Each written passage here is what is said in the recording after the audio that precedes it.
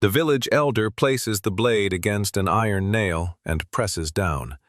The knife cuts right through the nail, slowly, with a quiet, grinding sound. But it cuts through. And this knife was forged by an 11-year-old boy in a single night, on the sly while his father slept. But to understand how this happened, let's go back 4 days. The first thing he feels is pain, sharp pain, as if someone had stuck a red-hot rod right into the back of his head and twisted it. Then comes the smell, burnt iron, scale, charcoal, and someone else's sweat. He lies face down on the cold earthen floor, his cheek pressed into metal shavings. He tries to lift his hand and cannot. The hand is too small, too weak. It's not his hand. He opens his eyes and sees his fingers, childlike, thin, black with soot. His nails are gnawed down to the flesh, yet he knows every scar on his own hands. 20 years by the open hearth furnaces have left their mark on his skin. But these are a child's hands. And then a voice crashes down on him, low, rumbling, as if someone had dropped a cast-iron ingot onto a sheet of tin. A huge bearded man stands over him with a blacksmith's hammer and roars so loudly that the walls shake. Aiden, how many times have I told you not to go near the bellows when I'm working on a piece? The body shudders before the mind. It tenses, pulls its head into its shoulders. We, the embryonic memory of a stranger's child. And inside this twisted little body sits a 40-year-old man, looking at the world through eyes the size of saucers. He stands up. His knees are shaking. His head is spinning. He looks up at the bearded man. The man is huge, shoulders like gates, arms like logs. His leather apron is scorched in 10 places. His eyes are fierce, but not cruel. This is how a man screams who feared for his child, and now roars with relief. Father. The word surfaces from somewhere deep within, not from his memory, from the boy's memory. Adam Kane, the village blacksmith, his father. He looks around the smithy, and right then it hits him. The bellows are low, clay, with hand-operated goat-skin bellows. The temperature inside, he feels it on his face. Barely 800 degrees. A knife hangs on the wall, short, with a blade as thick as a finger. His engineer's mind makes the diagnosis instantly. Poor quality iron, a smelting process, quenched in cold water. There was no tempering at all. This knife would bend against a crust of bread. They're still smelting sponge iron in a pit here. No blast furnace. No concept of carbon content. Not even a thermometer. He stands in the middle of an 11th century smithy, in the body of an 11-year-old boy, and feels 2 memories colliding inside his skull. One screams that he must run to his mother. The other calmly calculates the thermal conductivity of the clay lining. Barrow places his heavy hand on the boy's head. His fingers smell of iron and smoke. Go help your mother. She's carrying water. His body jerks toward the exit. Habit. Obedience. Aiden steps outside and squints. The sun stings his eyes. The village of Grimes Fort lies in the morning light. A dozen houses, a dirt road, chickens. A woman at the well looks up. Dark hair under a scarf, calm gray eyes. Adam Kane. Mother. The boy inside him rushes toward her like a puppy. The adult freezes, because this woman is looking at him, and there is wariness in her eyes. Quiet, almost imperceptible. Like someone who has noticed that a familiar object is out of place. She has sensed something. The beast inside a mother always knows when something is wrong with her child. Aiden forces himself to smile. Mom, Dad said to help with the water. She nods. Carry the buckets. Just don't strain yourself. He grabs the bucket with both hands and feels his muscles ache from his shoulder to his lower back. Skinny arms, narrow shoulders, not an ounce of excess weight. He knows how to make a blade that can pierce any armor in this world, but he can't lift the hammer used to forge that blade. His entire past life in a single metaphor. His head knows everything. His hands can do nothing. And then something flashes in his mind. Quietly, a single line of text at the edge of his vision. Metallurgy, rank F, progress 0. The system. He'd read about this in books on his phone during lunch breaks. He waits. No quests, no windows with stats, just a line and silence. The system isn't going to give him anything. It's just noting that he's here. Fine. He wasn't counting on gifts anyway. He's been silent for 3 days. For 3 days, he's been following his father around the smithy, observing, calculating in his head the furnace temperature, the coal composition, and every time he comes to the same conclusion. The furnace reaches a maximum of 800 degrees. That's enough for wrought iron, not for steel. You need at least 1,000, better yet, 1,100. And to get that much, you have to change everything. The bellows, the nozzles, the lining, the air supply. But he can't tell his father that.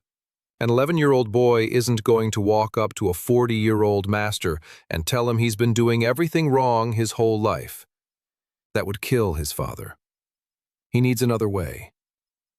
On the 4th night, the way finds him. Barrow sits at the table, gloomy as a cloud. Before him lies a knife for the village elder. The order is simple. A knife that cuts bread and doesn't bend. The elder paid 3 copper coins up front. For the Kane family, that's serious money. And the knife didn't turn out right. The first time he tried, the blade came out too soft. It bent under his finger. The second time, Barrow overcooked it in the forge and hardened it more. The blade split in 2. Classic. Soft or brittle, nothing in between. Barrow flings the knife into the corner. It clangs. Leanne silently sets a bowl of soup in front of him. He doesn't touch it. Aiden lies on the bench with his eyes closed. But he isn't asleep. He is waiting. When the house quiet and his father's snoring hums steady and deep, he gets up. Bare children's feet on the earthen floor. He creeps across the yard to the smithy. The moon is nearly full. There's enough light. He stokes the forge. A quiet little fire. He pumps the bellows slowly, not for heat, for the coals. While the forge heats up, he gathers scraps. He selects 3 pieces. The first is soft, almost pure iron. He recognizes it by the light, grainy fracture. The second is medium, denser. The third is the hardest. A dirty cast iron scrap from a failed smelting run. 4% carbon, but that's exactly what he needs. A 3-layer package, a hard core inside, soft layers on the outside. The Japanese will figure this out in 300 years and call it sanmai. But he's going to do it today, with the hands of an 11-year-old boy. He stacks the 3 strips on top of each other, ties them with wire, sprinkles river sand on top. Flux. Dirty and primitive. But it'll do for blacksmith welding. The sand will melt and protect the joint from oxidation. The bundle goes into the forge. Aiden pumps the bellows and keeps track of the time. His arm muscles are burning. Sweat is streaming down his face. A child's body isn't built for this work. But he doesn't stop. The bundle turns a light cherry color. He pulls it out with tongs and places it on the anvil. The first blow. Light. He can't strike hard. His hammer is 3 times lighter than his father's, but strength isn't needed. Precision is needed. Blow after blow, evenly, rhythmically.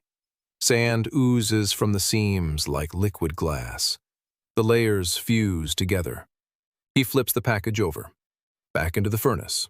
Back onto the anvil. 4 cycles. On the 5th, he begins to shape it. A straight blade, a bevel toward the tip, bevels from the center. He works for 2 hours. His hands are shaking, his back is howling. But he holds the workpiece up to the moonlight and sees a thin, wavy line on the blade where the soft metal meets the hard. And he smiles. Now for the hardening, the most important part. He sneaks into the house and takes a pot of burdock oil from his mother's pantry. Oil, not water. Water cools too quickly. Internal stresses tear the blade apart. Oil is gentler. The structure is smoother. He heats the knife until it glows cherry red and gently lowers it into the oil. A sizzle. Smoke. The smell of burnt oil. He counts to 30. He pulls it out. The blade is dark, dull, hard. Now it's time to temper it. He places the knife on the edge of the coals, where it's about 200 degrees. He watches the color of the tempering.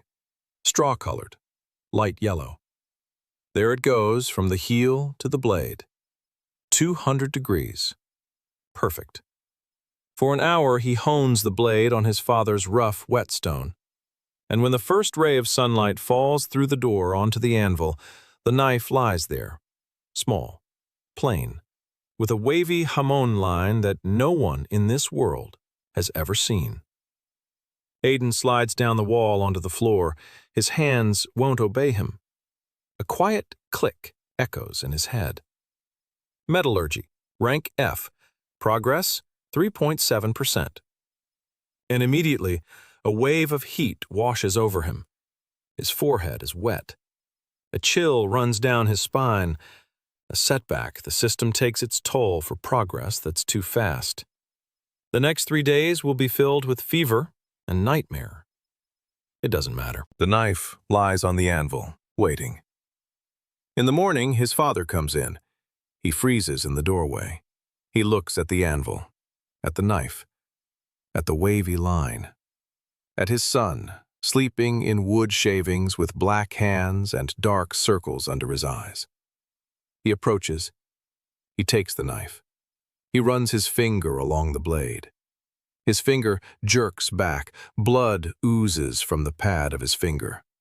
Sharp. Really sharp. Not like his knives. Different. Barrow sits down next to his son. He places his warm palm on his head and doesn't say a word. In the afternoon, the foreman comes, a heavy-set man with a red face and shifty eyes. He holds his knife. Barrow silently places his son's work before him. The village elder twirls the knife. He grunts. He cuts the bread. The blade slices through the crust like butter. He cuts the rope, cleanly, in one motion. And then Aiden, standing in the corner with a fever and a throbbing head, silently pulls a forged nail from his pocket and places it on the table. The foreman looks at the boy, at the nail. He places the blade on the nail and presses down. The knife cuts through the nail, slowly, with a quiet grinding sound. But it cuts through. The blade is intact. The village elder sits down on a stool, slowly, like a man whose legs have given way. He looks at the knife, at the 11-year-old boy with feverish eyes, at Barrow standing by the wall with the face of a man who, overnight, has become a stranger's father. No one says a word. But in this silence, something shifts. It clicks into place like a well-fitted lock. The story of the village blacksmith Kane and his strange son begins with a knife that cuts through nails, and somewhere very deep beneath the mountains of Arkenhold, something stirs in its 3,000-year-old slumber. 3 days of fever were worse than death. Aiden lay on a bench under a heavy woolen blanket, burning up. Sweat soaked through the straw mattress. His eyes darted beneath his closed eyelids. He was dreaming, vivid, violent. There was a storm in every dream, a wet cable under his feet, the smell of ozone, the crackle of an electric arc, and someone's voice. Deep, not human, The voice vibrated in his bones. The voice called his name. Not Aiden. Adam. Leanne sat by his side for all 3 days. She changed the rags on his forehead. She gave him herbal tea to drink. In his delirium, Aiden would grab her hand and mumble words in a language she didn't know. English words, technical terms, austenite, martensite, hardening temperature, thermal conductivity. She didn't understand a word, but she heard the intonation. This wasn't a child's delirium. It was the voice of a grown man trapped in a small, burning body. And Adam Kane, who had spent 20 years delivering babies, treating fevers, and seeing the dying off, understood something. She pressed her palm to his forehead. Hot, damp. The small forehead of a small boy, her boy, whoever he might be inside. She said softly, "I'm here. Sleep." On the 4th day, the fever broke. Aiden opened his eyes and saw the ceiling, low, sooty, with bunches of mint tied to the beam. His head was empty and clear as a bell. His body was light, weak, but alive. He sat up. Leanne was standing by the stove. She turned. She looked at him.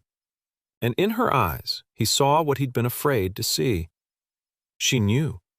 Not everything, not the details, but the essence. She knew that someone else lived inside her son, and she had decided that this someone was still her son.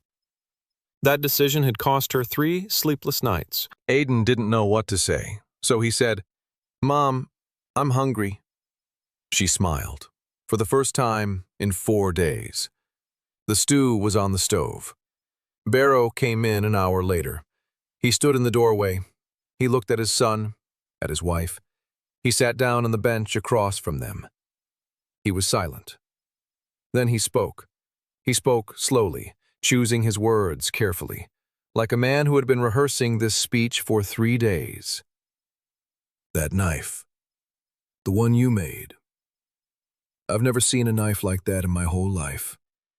Neither has my father, nor his father. How do you know how to make things like that?" Aiden chewed his soup and thought, quickly, feverishly. The truth wouldn't work.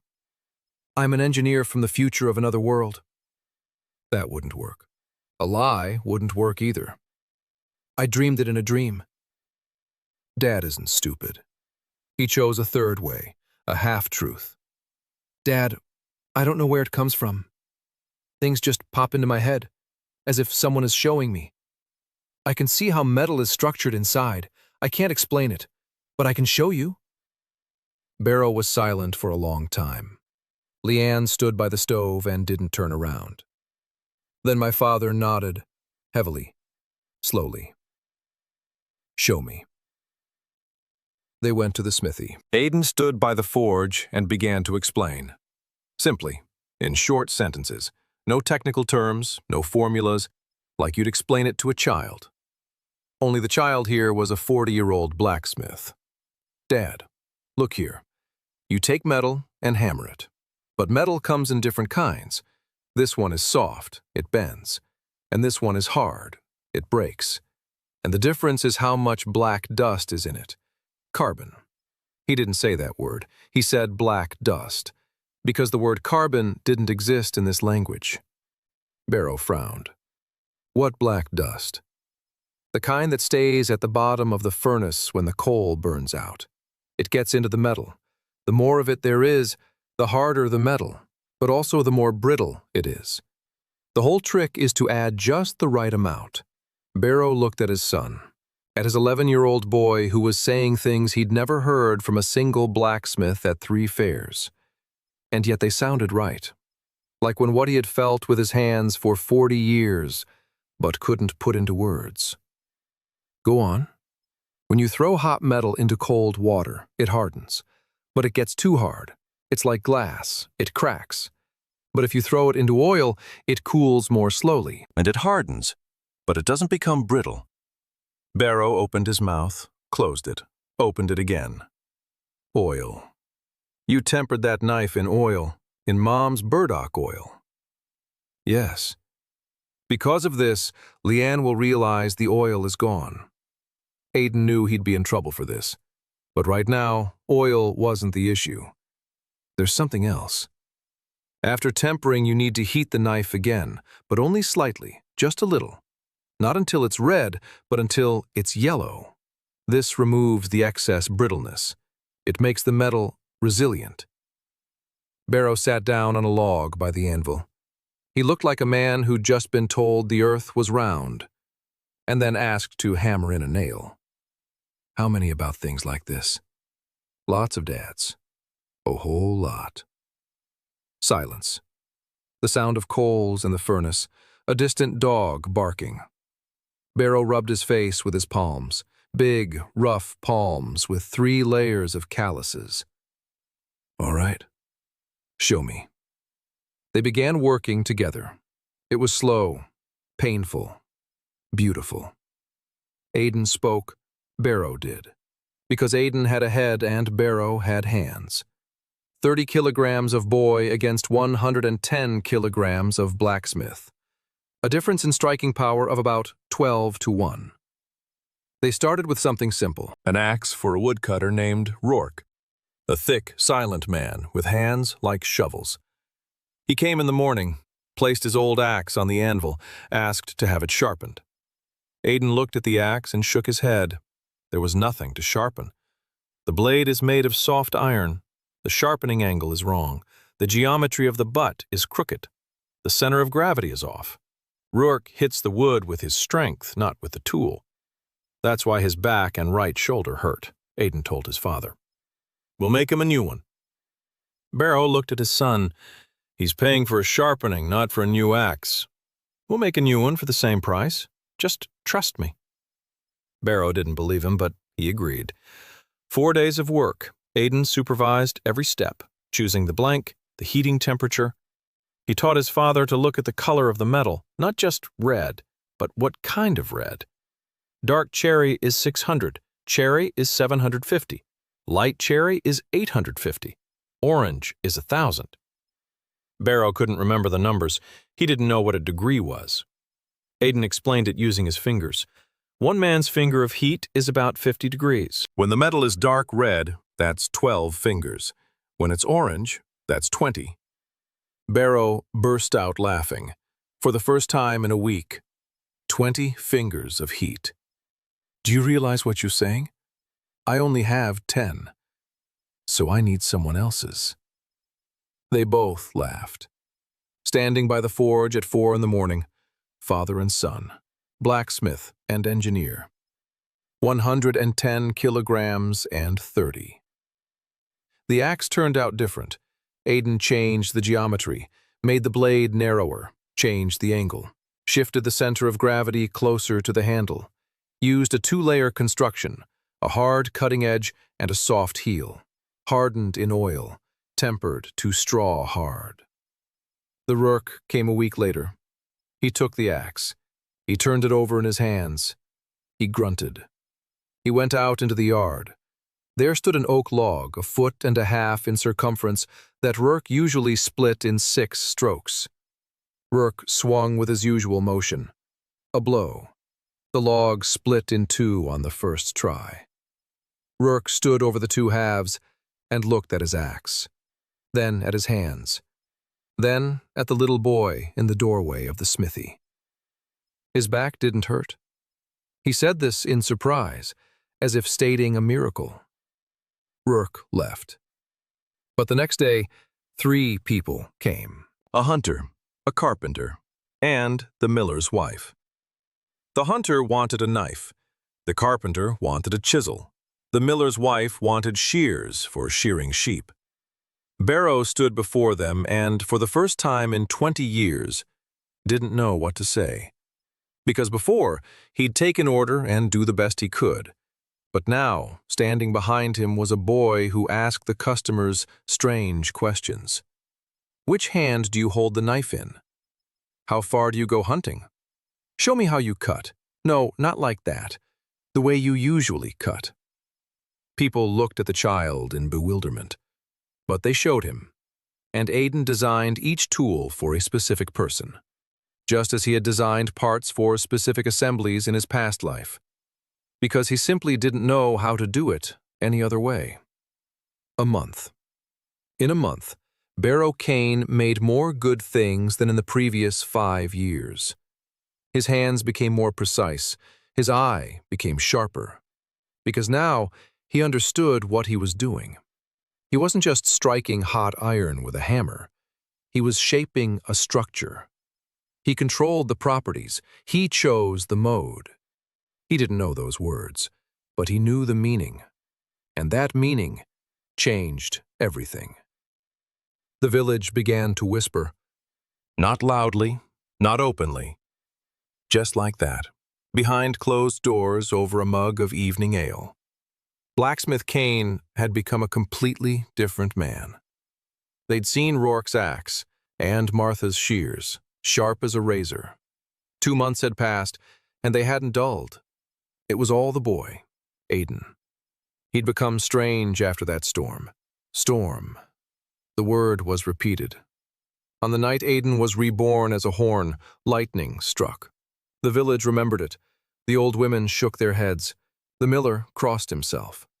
And Leanne heard these conversations, and each time pressed her lips into a thin line. Because if the clergy find out that the boy changed after the lightning strike, they'll come and take him away, or worse. She came to Aiden in the evening. He was sitting in the smithy, drawing on a clay shard by the light of a torch. A blueprint. Double-valve bellows. Forced draft. The simplest design that would raise the furnace temperature by 200 degrees. Leanne sat down across from him. She looked at the drawing. She didn't understand a thing. People are talking. Aiden looked up. I know. You have to be more careful. Don't show too much at once. I know, Mom. She paused. Later. I won't ask where. But you have to promise me one thing. What? That you'll stay. Whoever you are, whatever you know, you're my son, and you'll stay. Aiden looked at her, at this woman with calloused hands and calm gray eyes. In his past life, his mother had died when he was 16. He'd arrived at the funeral 2 hours late because he'd been stuck at the factory. Since then, he'd paid for a nursing home for his grandmother, who didn't recognize him, and considered it a family duty. And now, sitting before him, was a woman who'd stayed awake for 3 nights by his bedside and decided that the ghost inhabiting her son's body was still her son. I'll stay, I promise. She stood up. She stroked his head. She left. Aiden sat in the darkness of the smithy and, for the first time in both his lives, felt that he had a home. 3 months passed like one long day by the forge. Aiden kept track of time by his orders.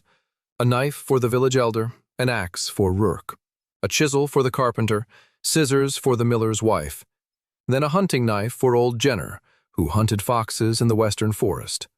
Then a set of nails for the carpenter, not ordinary ones, made of hardened steel with a point that drove into oak without pre-drilling. The carpenter looked at the nail, then at Aiden. Then he drove the nail into the board with a single blow and sat down on the floor. Every tool left the Kane forge and went to work. It didn't break. It didn't dull. It didn't bend. It worked. And every tool carried the Kane name 5 miles further. Orders poured in. Barrow couldn't keep up. For the first time in 20 years, he had a waiting list. 3 people were waiting, then 5, then 7. He worked 12-hour days. He was losing weight. He was blackened with soot.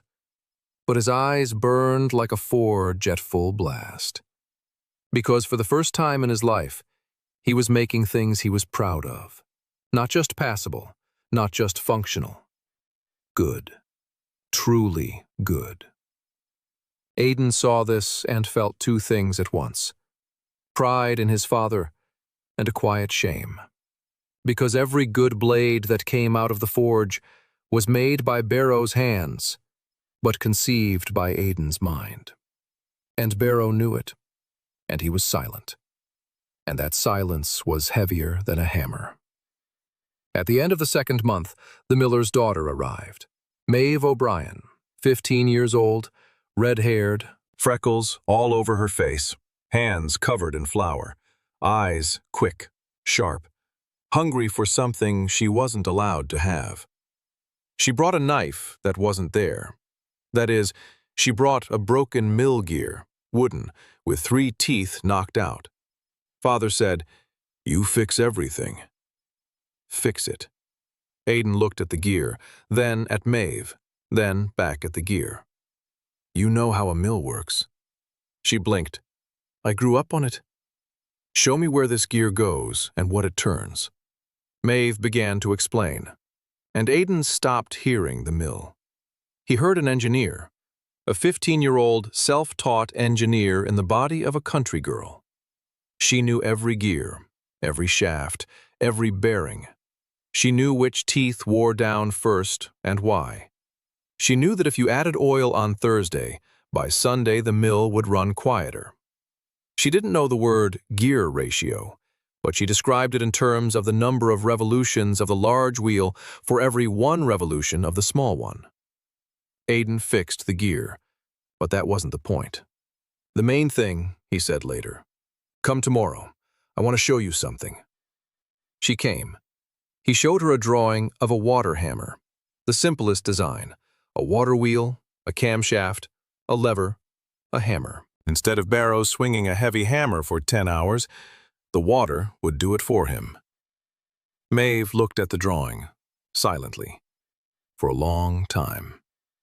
Then she poked her finger at the spot where the cam connected to the lever. "This is wrong.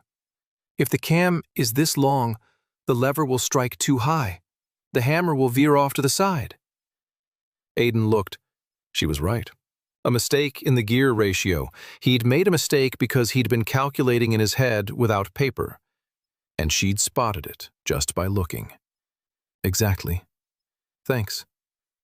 Maeve stared at him, eyes wide open, like someone who'd just been hit, not hard, but strangely. "You said thank you. I made a mistake. You corrected it. What else was there to say?" She stood there silently for a full minute. Then she turned abruptly and walked away. But the next day she came back, and the next. And a week later they were already designing double bellows with a valve together. Maeve turned out to be quick, hungry for knowledge. She picked things up on the fly. Aiden explained the principles to her, not formulas, principles. Why a longer lever requires less force. Why a wheel with a larger diameter spins slower but with more power. Why water exerts greater pressure the deeper it goes. She absorbed it like dry earth absorbs rain. And for the first time in her life, she didn't hear a man say, "Get out of here, this isn't women's work." Arrow accepted Maeve in silence. He'd been silent a lot lately, in general. He worked. He listened to his son. He forged. But he remained silent. Aiden sensed this distance. It grew by a millimeter a day, like a crack in a blade that had been tempered too quickly. Something had to be done, but he didn't know what. At the beginning of the 3rd month, the first serious customer appeared. Not a villager. The miller's daughter told her father. The miller told a passing merchant. The merchant told someone in town, and one morning, a horseman rode up to the smithy. A fine horse, fine clothes, leather gloves bearing a coat of arms.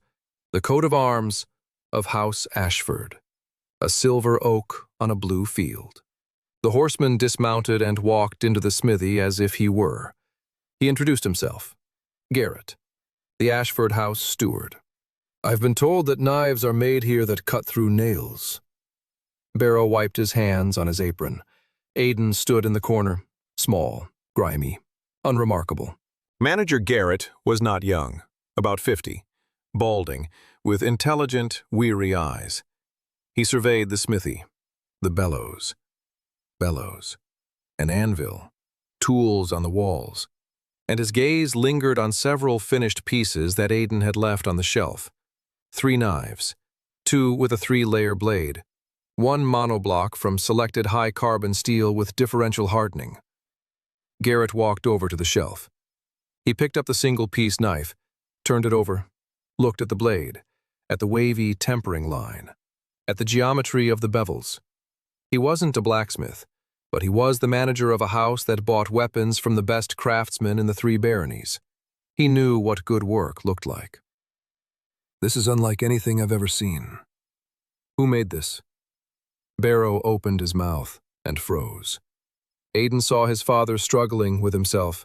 To tell the truth, my son, an 11-year-old boy.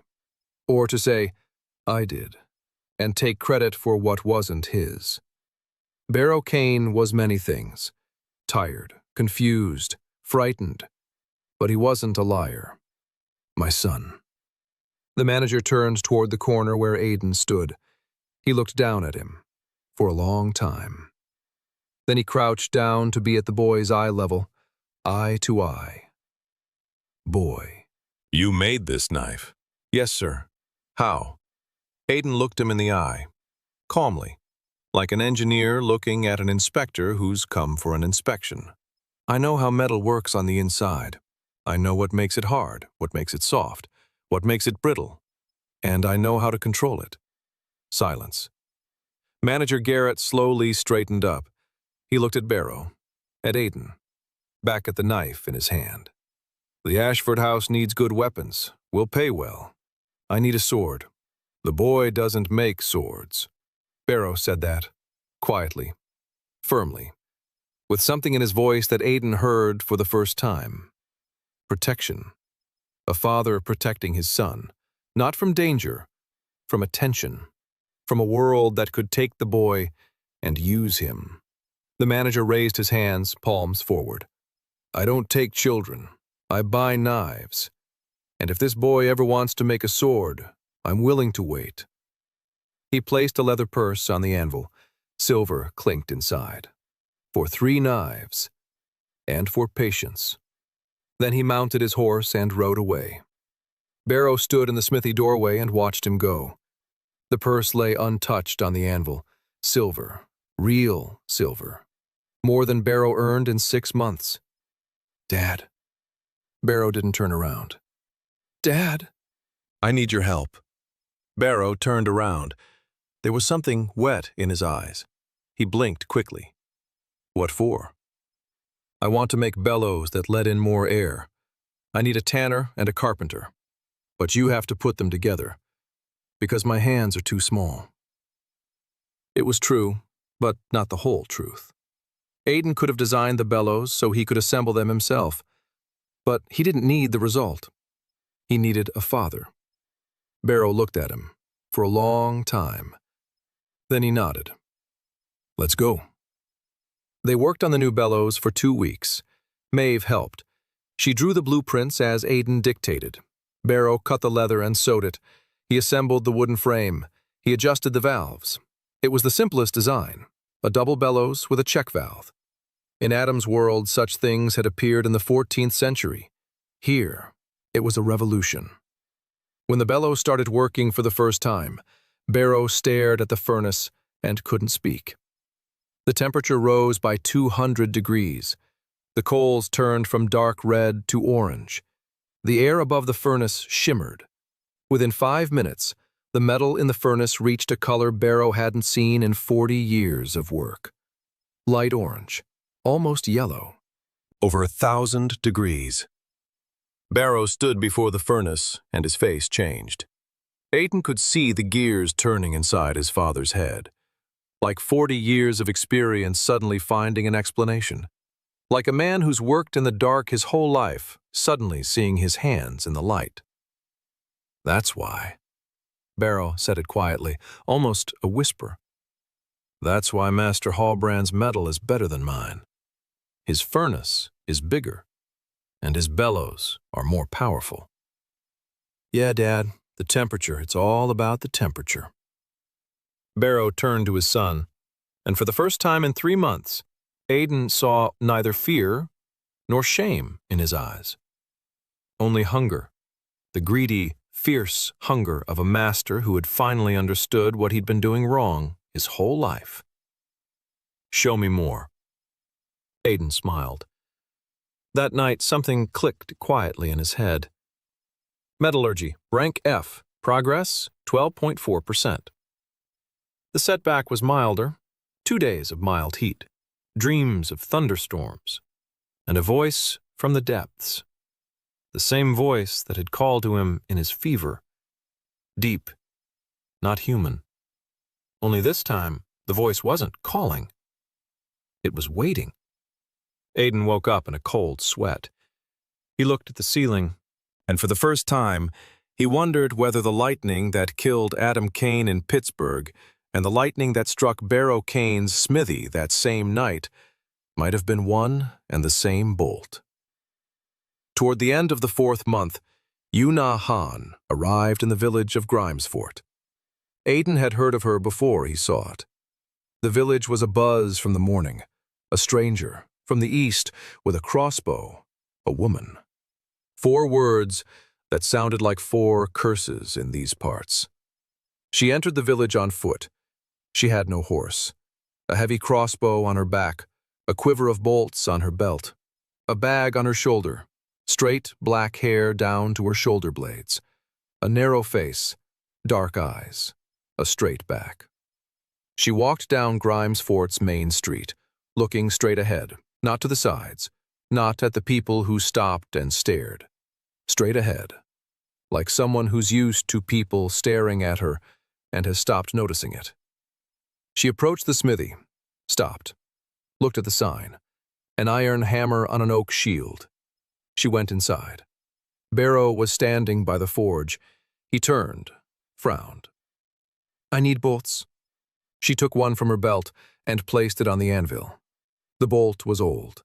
The tip was made of soft iron, blunt, notched, bent, just like those made by a crossbow maker's work. 20 of them. Barrow looked at the bolt, at her, at the crossbow behind her. A woman with a crossbow. Unusual. "I don't make bolts for..." He hesitated. He couldn't find a polite word.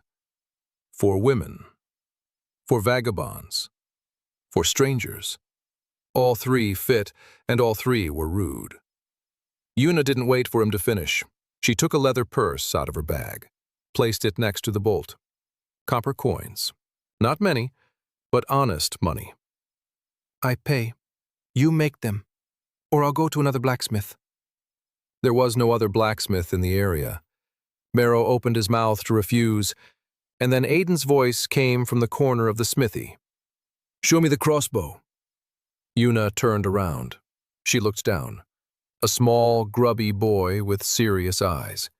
He was 11 years old and came up to her shoulder. "Why do you want it?" "I want to look at it." She hesitated.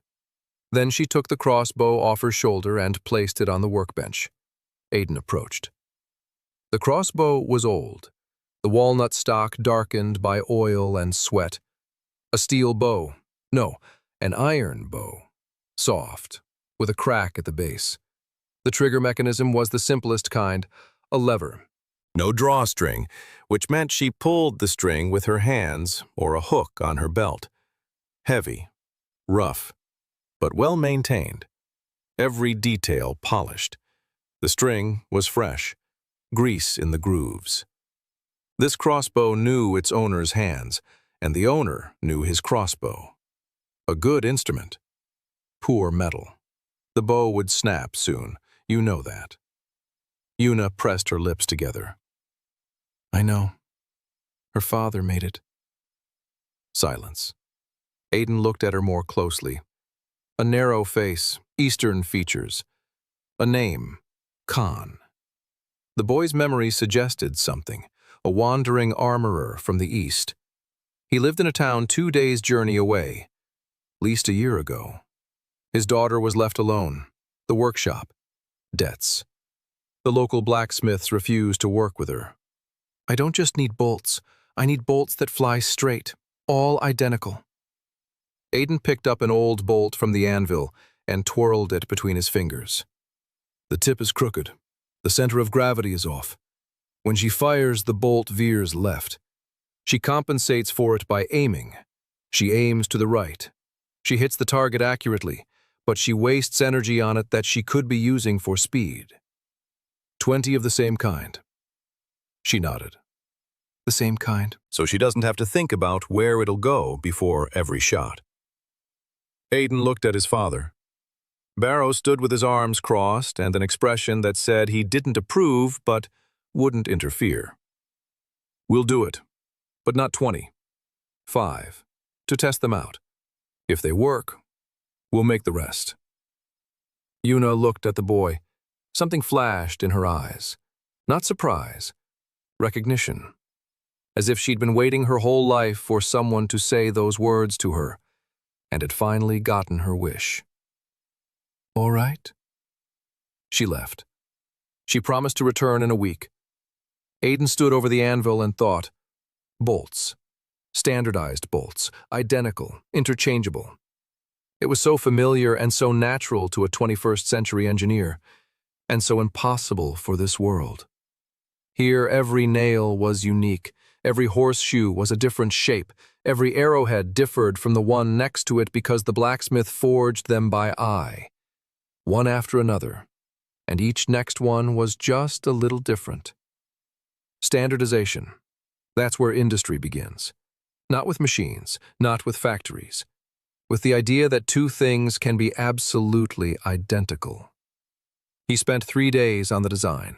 First, the template. A small iron plate with a cutout exactly shaped like the arrowhead. If the arrowhead fits through the cutout without wobbling, it means it's the right size. Then the shape. A faceted arrowhead. 4 edges, not flat, not round. A 4-sided pyramid. The boundary between the tip and the body is sharp. The cutting angle is 30 degrees. This angle was no accident. Aiden remembered from his ballistics course that when a faceted tip strikes a flat surface, it concentrates the pressure on the edge. The specific pressure on the contact area increases 3 to 4 times compared to a round tip. Against the soft wrought iron used to make local chainmail and breastplates, this was deadly. Material. That was the tricky part. The tip needed hard steel, not iron, steel, with a carbon content of about 0.7% and properly hardened. Aiden went through all the scraps in the smithy. He found 3 pieces of suitable wrought iron. He tested them with a spark on a whetstone. Short, bright sparks with branches. High carbon. Suitable. He showed them to his father. Dad, these 3 pieces here, they're the hardest. I'll show you how to make arrowheads out of them. Barrow looked at the scraps. That's junk. Brittle. Crumbly. They're brittle because you're quenching them in water. If you temper them in oil and then heat them over low heat, they'll be hard and resilient at the same time. Barrow didn't argue anymore. 3 months of results had taught him to trust his son. They worked for 2 days. Barrow forged, Aiden supervised. Temperature, shape, size. Every tip was checked against a template. Doesn't fit, rework it. Again, doesn't fit, too thick, take off 0.5 millimeter. Barrow grumbled. We're making a bolt, not a piece of jewelry. We're making 5 identical bolts. Identical. Why? So the shooter doesn't have to think. So every bolt flies exactly where the last one did. Barrow fell silent. He thought. He nodded and continued forging. 5 tips, square cut, made of high carbon steel, oil hardened, tempered at 200 degrees, checked against a template, identical. Aiden himself mounted the tips onto the shafts. He checked the balance. He hung each bolt on a string by its center of gravity. The string had to hang perfectly horizontal. If the tip dipped, the arrowhead was too heavy. If the tail dipped, it was the shaft. 2 bolts had to be remade. Barrow watched his son hang the bolts on the string and grumble about 0.1 of a gram, and it seemed to him that the world was quietly going mad. Yuna came a week later, as promised. She silently took 5 bolts. She examined each one. She twirled them between her fingers. She tested the tip with her finger. She pulled her hand back. A drop of blood on her fingertip, sharp, really sharp. The tips made by local craftsmen were sharpened by hand on a stone and became dull after the third shot. These were sharpened at an angle on both sides of each face, 8 cutting edges. They won't dull after 10 shots, or after 20. Where can I test them? Barrow pointed to the vacant lot behind the smithy. The old oak shield he used to test axes was leaning against the fence. Una stepped out. She stood 30 paces away, raised the crossbow, loaded a bolt, took aim. A second. A click. The bolt flew. A dull thud. The tip pierced the oak plank clean through and protruded 3 fingers' width on the other side. Barrow exhaled. He'd seen crossbow bolts stick into wood before, but he'd never seen them pass through a shield 2 fingers thick. Una walked up to the shield. She pulled out the bolt. She examined the tip. Not a single chip. No chips. Not a single mark. She loaded a second bolt. Fired. Right next to the first hole. Loaded a third. The 3 holes formed a circle the size of a fist. She didn't aim for long. She fired on instinct. And she hit her mark because the bolts flew exactly where she sent them. Not to the left, not to the right, straight ahead. Una lowered the crossbow. She turned to the boy standing in the smithy doorway. She was silent for a long time. Then she walked over. She stood before him. She bowed briefly, not the local way, the Eastern way, deeply, with her back straight. How much for the remaining 15? Aiden named the price. Fair, no markup. She nodded. She took out the money. Exactly that much. Her last. He could tell by the way she counted the coins, carefully, slowly, like someone counting not the sum, but the days left until starvation. Take half, the rest after you've proven yourself. She looked at him. No, I'm paying the full amount. I don't take on debt. She placed the money on the anvil, turned around, left. Barrow stood there, shaking his head, proud, like a donkey. Aiden watched her go and thought of something else. A marksman, a real archer. With a crossbow like that and hands like hers, she could hit a target 50 paces away. If you gave her a proper bow made of real steel and bolts with the right tips, she could hit 100. And at 100 paces, a knight in full armor is just a big, slow target. The thought was cold, calculating, engineered, and it frightened him. Because he wasn't thinking about craftsmanship. He was thinking about weapons. About real weapons that kill people. In his past life, he made steel for bridges and beams and pipelines, things that hold, not things that break. But here the world works differently. Here, if you can't protect your forge, people will come and take it from you, or burn it, or take you. He returned to the forge, sat down on a log, closed his eyes. Somewhere far away on the edge of his consciousness, a line flashed. Metallurgy. Rank F. Progress 18.1%. Progress was being made, slowly, but it was being made. Every bolt, every knife, every tool added 0.1%. The system gave him nothing new. It simply confirmed that he was moving in the right direction, like a silent master standing behind him and nodding. But the feeling of unease wouldn't go away, because the rumor was spreading, and sooner or later someone would come to the Kane forge who wouldn't be placing silver on the anvil. Someone who would place a sword. At the end of the 5th month, the silence ended. Aiden sensed it before he saw it. The village had changed. People had grown quieter, more cautious. The women had stopped gossiping by the well. The men had stopped dropping by the smithy just to chat. Something hung in the air, heavy, stifling, like before a storm. Only there was no storm. It was a clear, cold autumn morning when 3 horsemen rode out onto the road leading to Grimes Fort. Fine horses, heavy cloaks, no coats of arms, no banners, no names. They rode into the village in silence. They stopped at the blacksmith's shop. One dismounted, the middle one, not tall, thin, a gray cloak, gray gloves, a gray face. Eyes like 2 nails driven into wood. A quiet man in gray. The other 2 remained in the saddles, large, armed. Not knights, mercenaries. Their swords were not ceremonial but practical. Worn hilt, sharpened blades. These swords had killed. Regularly. The gray man entered the smithy. Barrow stood by the forge. He turned, frowned. The man in gray didn't introduce himself, didn't say hello. He scanned the smithy with a single quick glance. He took everything in. The bellows with new bellows, tools on the walls, finished pieces. The boy in the corner. Then, silently, he took a heavy leather pouch from his shoulder and placed it on the anvil. The pouch was tight, stuffed full.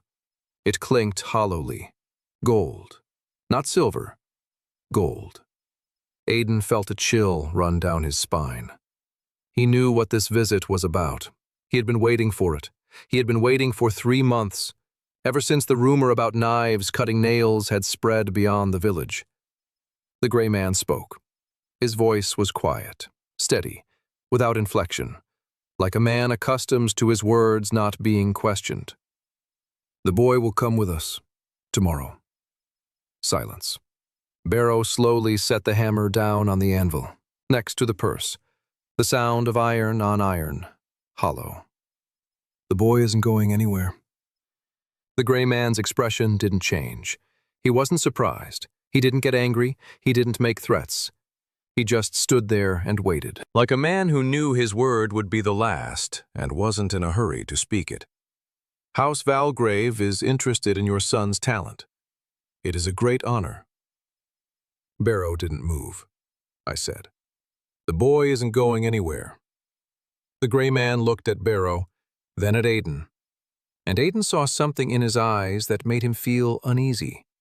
Not malice, not cruelty. An assessment. The gray man was assessing the boy as a commodity, weighing him, estimating his value, deciding whether to bargain or simply take him by force. The decision was made in a second. The gray man nodded, put his purse away, turned, walked out, mounted his horse. The 3 riders rode off as silently as they had arrived. Barrow stood in the smithy doorway, his hands trembling, not from fear, from rage. He turned to his son. You knew they were coming. Yes. How did you know? Because good metal always attracts men with swords. That was true in both worlds. Barrow sat down on a log. He rubbed his face. He ran his palms over his beard. The Valgreaves. This isn't the Baron from the neighboring village. This is the first house of the East. They have 1,000 knights. I know, Dad. What are you going to do? Aiden looked at the horn. At the bellows.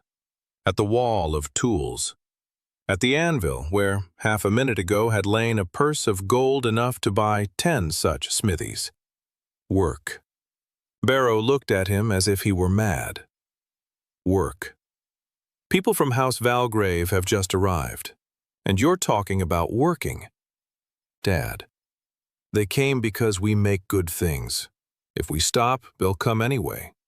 Only not with gold, but with fire. The only way to survive is to become so useful that it'll cost more to destroy us than to keep us. It was engineering logic, cold, precise, and absolutely correct. Barrow understood that. He wasn't a strategist, but he was a blacksmith, and he knew that everyone needs a good craftsman, but no one needs a dead one. All right, let's get to work. For the next 2 weeks, Aiden worked like a man possessed. He slept only 4 hours a day. The body of a 12-year-old boy protested. His hands ached. His back ached. His eyes stung from the smoke. But he had a plan in his head, clear as a blueprint. If the Valgraves return, and they will, we'll need protection. Not walls, not soldiers. A patron. Someone strong enough that the Valgraves can't just show up and take us. House Ashford, our nominal suzerains.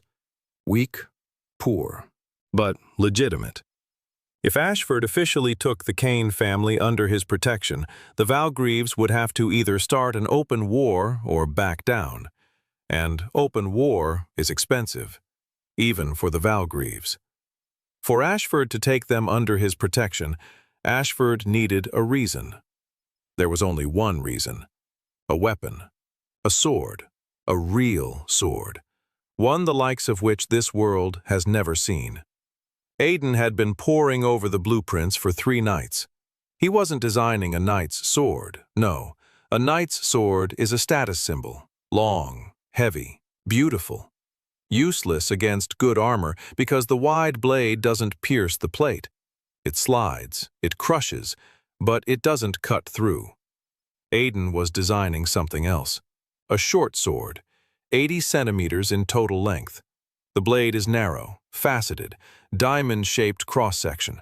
The tip is reinforced.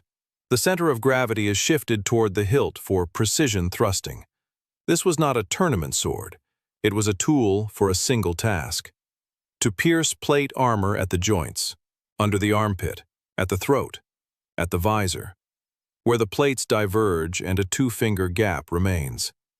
Material, a 3-layer composite, a hard core, soft outer layers, quenched in oil. Tempered at 200 degrees, but with one addition. Aiden found something in the northern scraps a merchant brought a month ago. Dark, heavy ore that everyone considered trash. The locals threw it away. It interfered with smelting. It made the metal brittle. Because they didn't know it was pyrolusite, manganese oxide. Manganese, the first alloying element in the history of this world. At a concentration of 1 to 1.5%, manganese works wonders on ordinary steel. It increases strength. It increases hardness. It increases wear resistance. It reduces brittleness. In Adam's world, manganese steel was discovered by Robert Hadfield in 1882. Here, it will be discovered by a 12-year-old boy in a smithy on the edge of the village. Aiden extracted manganese from the ore using a primitive method. He roasted the pyrolusite in a furnace, mixed it with coal. He obtained a dirty but functional ferromanganese. He added it to the molten metal during forging, just a little, 10 grams per kilogram of steel, no more than that. Too much manganese and the steel becomes unpredictable. The process took a week. Barrow did the forging. Aiden monitored every blow. Maeve helped with the bellows. Leanne brought food that they forgot to eat. The backlash came on the 3rd day. Severe. A fever of 39. Nightmares. Thunderstorms. A voice from beneath the earth. Aiden worked through the backlash. He stood by the forge, feverish and red-eyed, counting the color of the glow. Barrow wanted to put him to bed. Leanne wanted to give him a decoction. Aiden refused. No time. The Valgreaves won't wait for me to get better. On the 7th day, the sword was ready. Small, by this world's standards almost a dagger. By Aiden's standards, the perfect tool for a single task. The blade gleamed dully in the light of the forge. A wavy line of hamon ran from the hilt to the tip. 4 edges converged at the needle's sharp point. The balance was 3 fingers from the guard. It weighed 600 grams. Aiden took the sword in his hands. His hands were still trembling from the fever, but the sword fit his palm like a glove. Light, precise, perfect. Now he needed a man from the house of Ashford, a man who would see this sword and understand that it was not just iron, that it was the future. Aiden sent a note with the merchant, a short one. For Garrett, the manager. 3 words. The sword is ready. Come. Garrett arrived 4 days later, not alone. With him was a horseman in worn but high-quality chainmail, old, gray-haired, with a scar across his right cheek from temple to chin. A stern face, calm. The eyes of a man who had killed and didn't consider it anything special. Captain Reynard Corvin, commander of the Ashford House Guard. 20 years of service, the Ashfords' best fighter, and the father of a daughter Aiden didn't know about yet. Garrett introduced him, briefly, without ceremony. "The captain wants to see your sword." Aiden drew the blade, placed it on the anvil. Captain Corvin stepped forward, looked, for a long time, silently, then took it in his hand, turned it, looked at the blade, the edge, the tip. He wiggled it, checked the balance, made 2 short thrusts into the air, quick, precise, professional, light. His voice was hoarse, quiet, too light for a sword. "This isn't a tournament sword, sir." Corvin looked at the boy. "Then what is it for?" "For work." Silence. Corwin understood, instantly, because he was a soldier, not a knight. He knew the difference between a weapon for a parade and a weapon for battle. He turned to Garrett. "We need to test it." Garrett nodded. Barrow brought an old training breastplate, a flimsy piece of metal, 1.5 millimeters, standard protection for a rank-and-file guard. Corvin hung the breastplate on a post. He stood 3 paces away, took aim, and struck. Not a chopping blow, a thrusting one. A short, precise thrust into the center of the plate. The blade went right through the breastplate. It entered on one side and exited on the other. Corvin stood with the sword in his hand, staring at the hole in the breastplate. The tip had passed through 1.5 millimeters of screaming iron, as if through skin.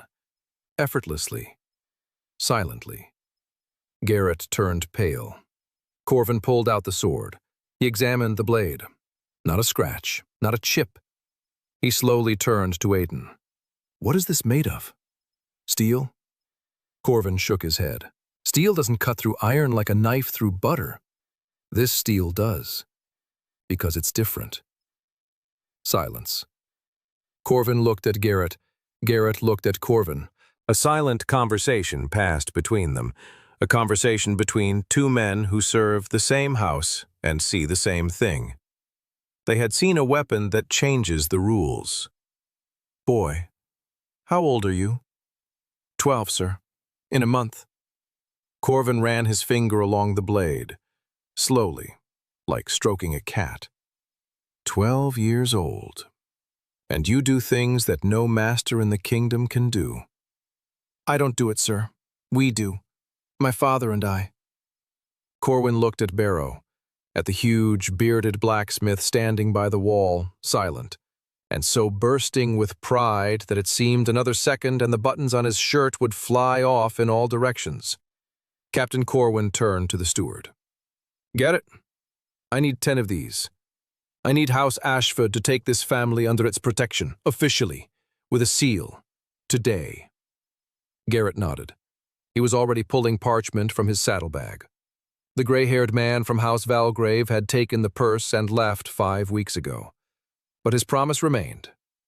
"The boy will come with us, tomorrow." Tomorrow hadn't come yet, but it was ahead. Aiden stood in the doorway of the smithy and watched as Garrett wrote the letter of protection. Barrow stood beside him, big, warm, silent. He placed a hand on his son's shoulder. "We'll manage." Aiden nodded. He wasn't sure, but he had a horn. He had bellows. He had an anvil. He had a father. He had a mother. He had Maeve, who understood gears. He had Yuna, who shot as naturally as she breathed. And there was a sword that cut through iron. A line flashed at the edge of his consciousness. Metallurgy, rank F, progress 27.3%. And far, far beneath the mountains, something stirred in the darkness, slowly, heavily, like a massive mechanism that had begun to move after 1,000 years of inactivity. A quiet man from House Valgrave offered gold for the boy and was refused. Aiden forged the world's first faceted sword made of manganese-alloyed steel, which pierced a training breastplate right through. Captain Corvin and Steward Garrett formalized House Ashford's patronage over the Kane family. The threat to the Valgrave remained, and the sleeping iron beneath the mountains continued to awaken. House Ashford's patronage arrived on parchment bearing a blue seal, a silver oak imprinted in wax, an official document. The Kane family was now under the protection of their suzerain. This meant that any attack on the smithy or on any member of the Kane family was considered an attack on House Ashford. In theory, it was a wall. In practice, the wall was made of paper. Because House Ashford could field 40 guards, and House Valgrave 1,000 knights. Aiden understood this. Corvin understood this. Garrett understood this. But a paper wall was better than none at all. A week had passed since Corvin's visit, a quiet week. Aiden was working on an order, 10 swords for the Ashford Guard, 10 identical short, faceted blades, standardized, each one proven against a template, each with the same balance, each made of manganese-alloyed steel. Barrow forged 2 blades a day. His hands had grown accustomed to it. His eye had sharpened. He could already determine the temperature by color on his own. He could already control the tempering time on his own. He could already check the tempering by the color of the temper lines on his own. He had ceased to be merely Aiden's hands. He had become a master who understood what he was doing. And that was what mattered most. Because Aiden knew, sooner or later, he would have to leave this forge, and his father had to be able to work without him. On the 10th day after Corvin's visit, Sarah Ashford arrived in the village. Aiden hadn't expected this.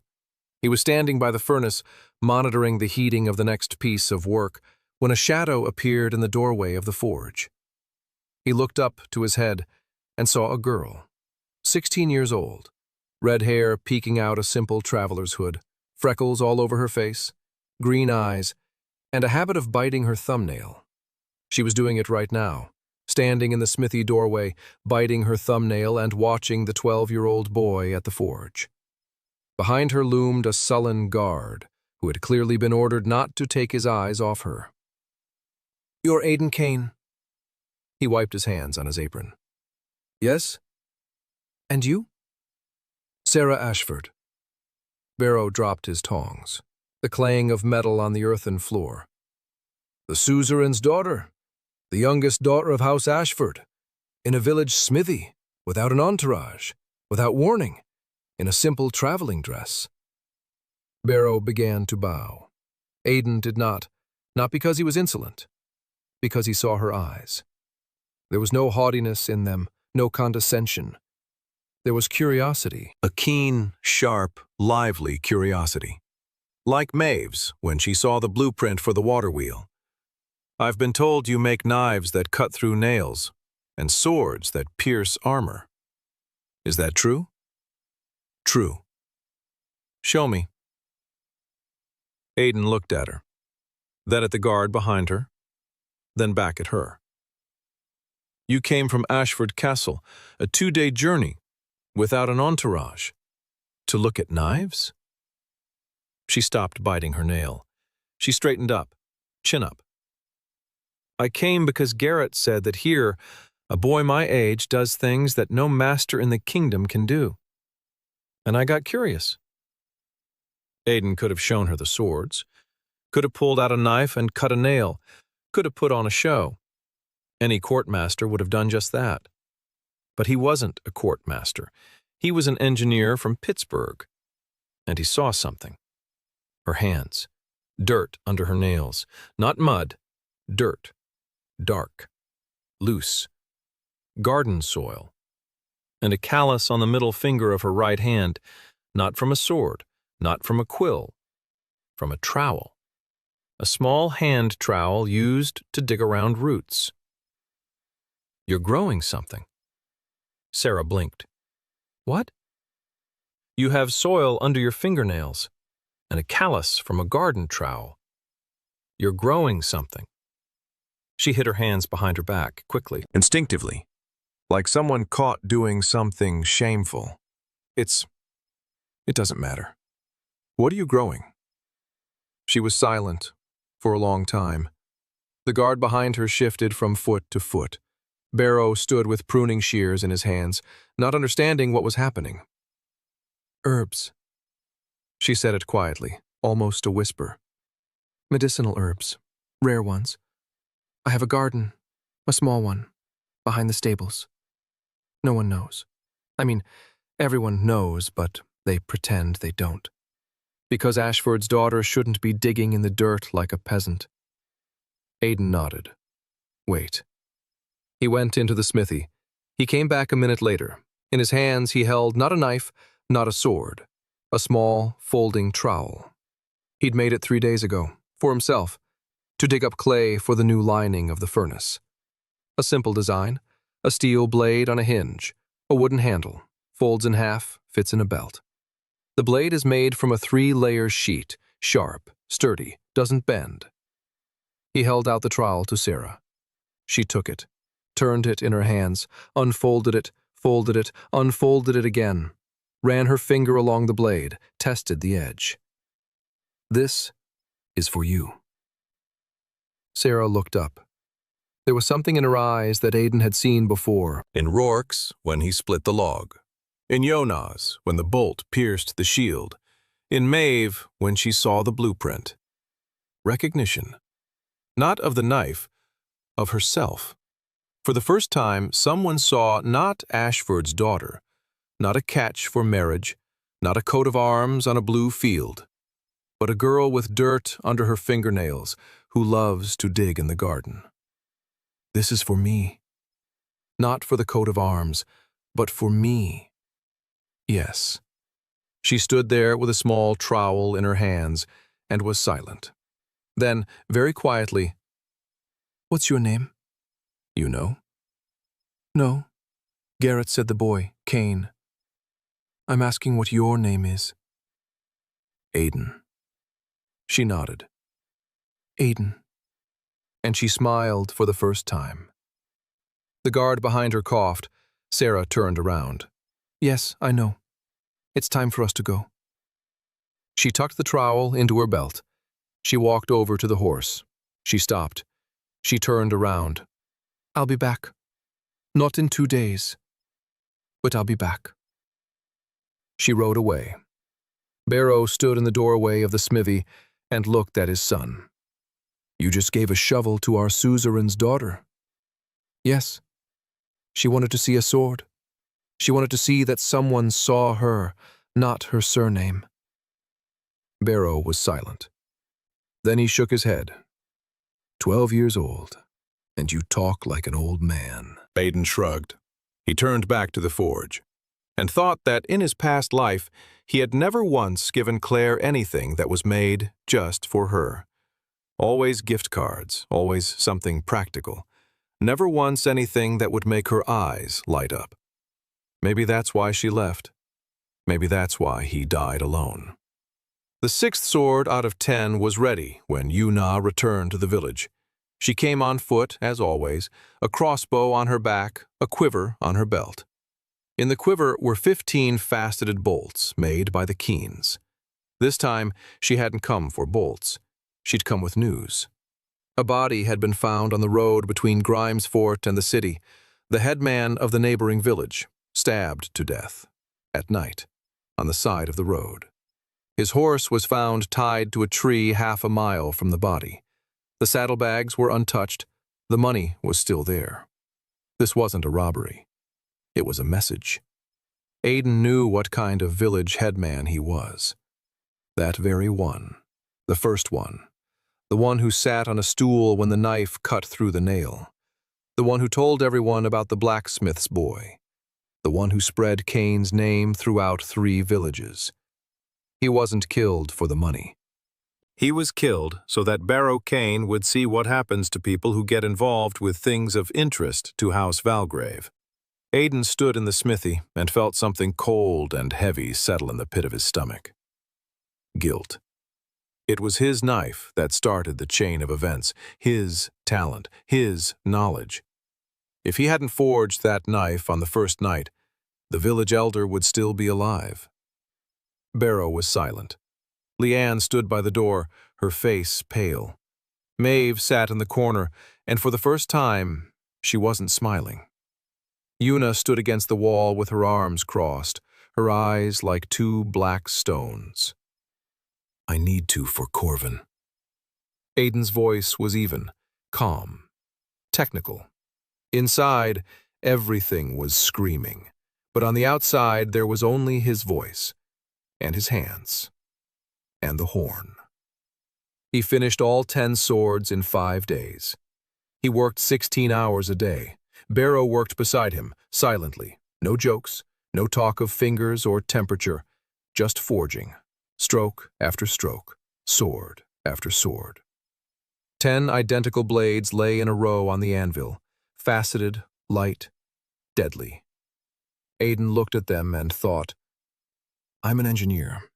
I made steel for bridges, for buildings, for things that hold the world together. And now, I make things that break it. But the village elder is dead. And next could be my father, or my mother, or Maeve, or anyone in this village who ever said a kind word about the Kane Forge. Aiden sent a note to Corvin. The swords are ready, and 4 more words. The headman of Willowbrook has been killed. Corvin arrived 2 days later. He took the swords, he listened. His face didn't change. He was a soldier. He had seen the dead.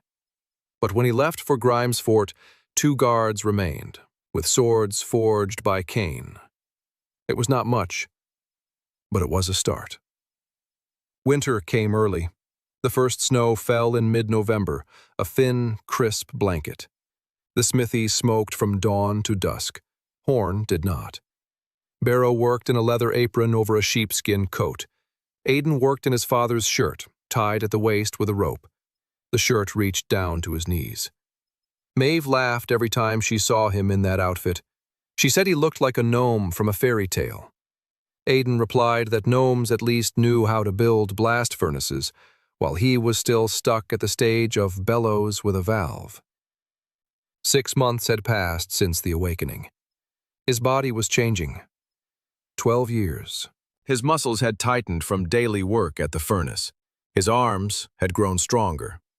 Not like his father's. He was still a world away from his father, but he could already lift a medium hammer and swing it for 10 minutes without stopping. 6 months ago, he couldn't even manage 5 swings. The system was creeping upward. Metallurgy, rank F, progress 31.8%. The setbacks had become less frequent. His body had adapted, or perhaps the system had decided he deserved a breather. The voice from beneath the earth now came only in his dreams, quiet, distant, patient. It did not call. It waited. The first real client from outside the county arrived in the middle of winter. Not a guard, not a manager, a knight. Sir Alden Marshfield, a vassal of House Ashford.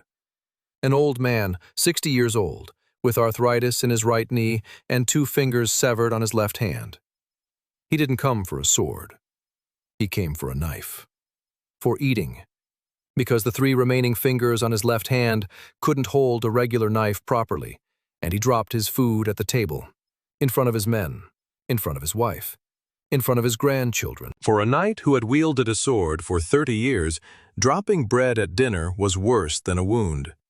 Aiden sat with him for an hour.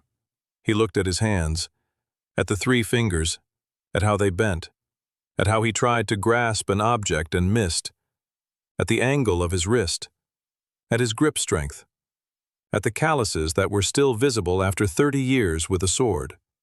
Then Aiden went to the smithy and spent 3 days making a knife. A small one, with a wide handle curved to fit the angle of a 3-fingered palm, with notches for each finger, with a groove for the thumb so control came through the right hand, with a short blade that required no pressure, only direction. Sir Alden took the knife. He cut bread. He cut meat. He cut an apple. with one hand, confidently, without a tremor, without shame. The old knight sat at a table in a village smithy and ate an apple with a knife that, for the first time in 5 years, did not slip from his hand. He did not cry. Knights do not cry. But he was silent for a very long time, and then he said one word, "Thank you." And he left. And he told every knight in the 2 baronies. For the next 2 months, orders poured in. Not from peasants, from knights, from their wives, from their squires. Everyone wanted something of their own. A sword rebalanced for a bad back, a knife for a left-hander, a dagger for a hand with 6 fingers. Yes, one knight was born with 6 fingers on his right hand and had held a weapon awkwardly his whole life because no master had accounted for the extra finger. Aiden did. The same thing every time. An hour of conversation, an examination of the hands, questions. What do you like to eat? How do you sleep? On which side? Does your back hurt in the morning? People looked at him as if he were a madman. Then they received their weapon, and they stopped looking at him as if he were a madman. Barrow was working at his limit. He had lost 10 kilograms. His hands became sinewy. His face was blackened by soot, but his eyes burned. For the first time in 20 years, there was a line of people waiting for him who didn't haggle, who paid full price, who came back, who said, "Thank you." He needed an apprentice. Barrow said it over dinner, simply, without preamble. "I can't handle it alone. I need someone to forge while I sharpen, and someone to pump the bellows while I forge." Aiden had been waiting for this conversation. He knew he didn't need just one apprentice. He needed 3. One for the bellows, one for the rough work, one for the finishing touches. But 3 apprentices meant 3 mouths to feed, and 3 pairs of eyes that would see how the Kane forge operates. Secrets. In this world, craft secrets were currency. Every master guarded his techniques like gold. He passed them on only to his son, or to no one. Aiden had no intention of keeping secrets, not because he was generous, because he knew history. Every civilization that hid knowledge lost out to the one that spread it. Rome fell not because the barbarians were stronger, but because Roman engineers died without leaving behind textbooks. I can train 3, but I need the right people. Barrow raised an eyebrow. What do you mean by the right ones? The ones who know how to listen, the ones with good hands, and the ones who have nowhere else to go. The last point was the most important. A man who has a home, a family, and land has no need for a smithy. But for a man who has nothing to lose, the smithy will become his home. He would find his apprentices later. Now it was winter, and on one winter evening, a boy came to the smithy. A small boy, about 8 years old, skinny, wearing a tattered sheepskin coat that didn't fit. A woman was leading him by the hand, young, thin, with dark circles under her eyes and cracks on her lips. A widow. You could tell by everything, by her clothes, by her face, by the way she held her son, tightly, desperately, as if he were the last thing she had left. The boy didn't look at Aiden. He didn't look at the smithy. He wasn't looking anywhere at all. His eyes were open, but empty, cloudy, unmoving, blind. The woman spoke quickly, rambling, like someone who had rehearsed a speech the whole way and still got confused. "I was told you make knives. 4 different people. My son. He can't see. Since birth. He needs a knife. For eating. A small one. So he can do it himself. So he doesn't have to depend on anyone. I don't have any money, but I can work. Do laundry. Cook. What do you say?" Aiden looked at the boy. The boy stood motionless. Only the fingers on his mother's hand were moving, counting. 1, 2, 3, 4, 5. 1, 2, 3, 4, 5. A habit, a way to feel the world he cannot see. What's your name? The boy flinched. He turned his head toward the voice. Exactly, without a doubt. His hearing made up for his sight. Tobin. Tobin, sit down. The mother sat the boy on a stool by the stove. The stove was warm. The boy turned toward the warmth. He reached out his hand. Aiden gently stopped him. It's hot. Don't touch it. The boy pulled his hand back.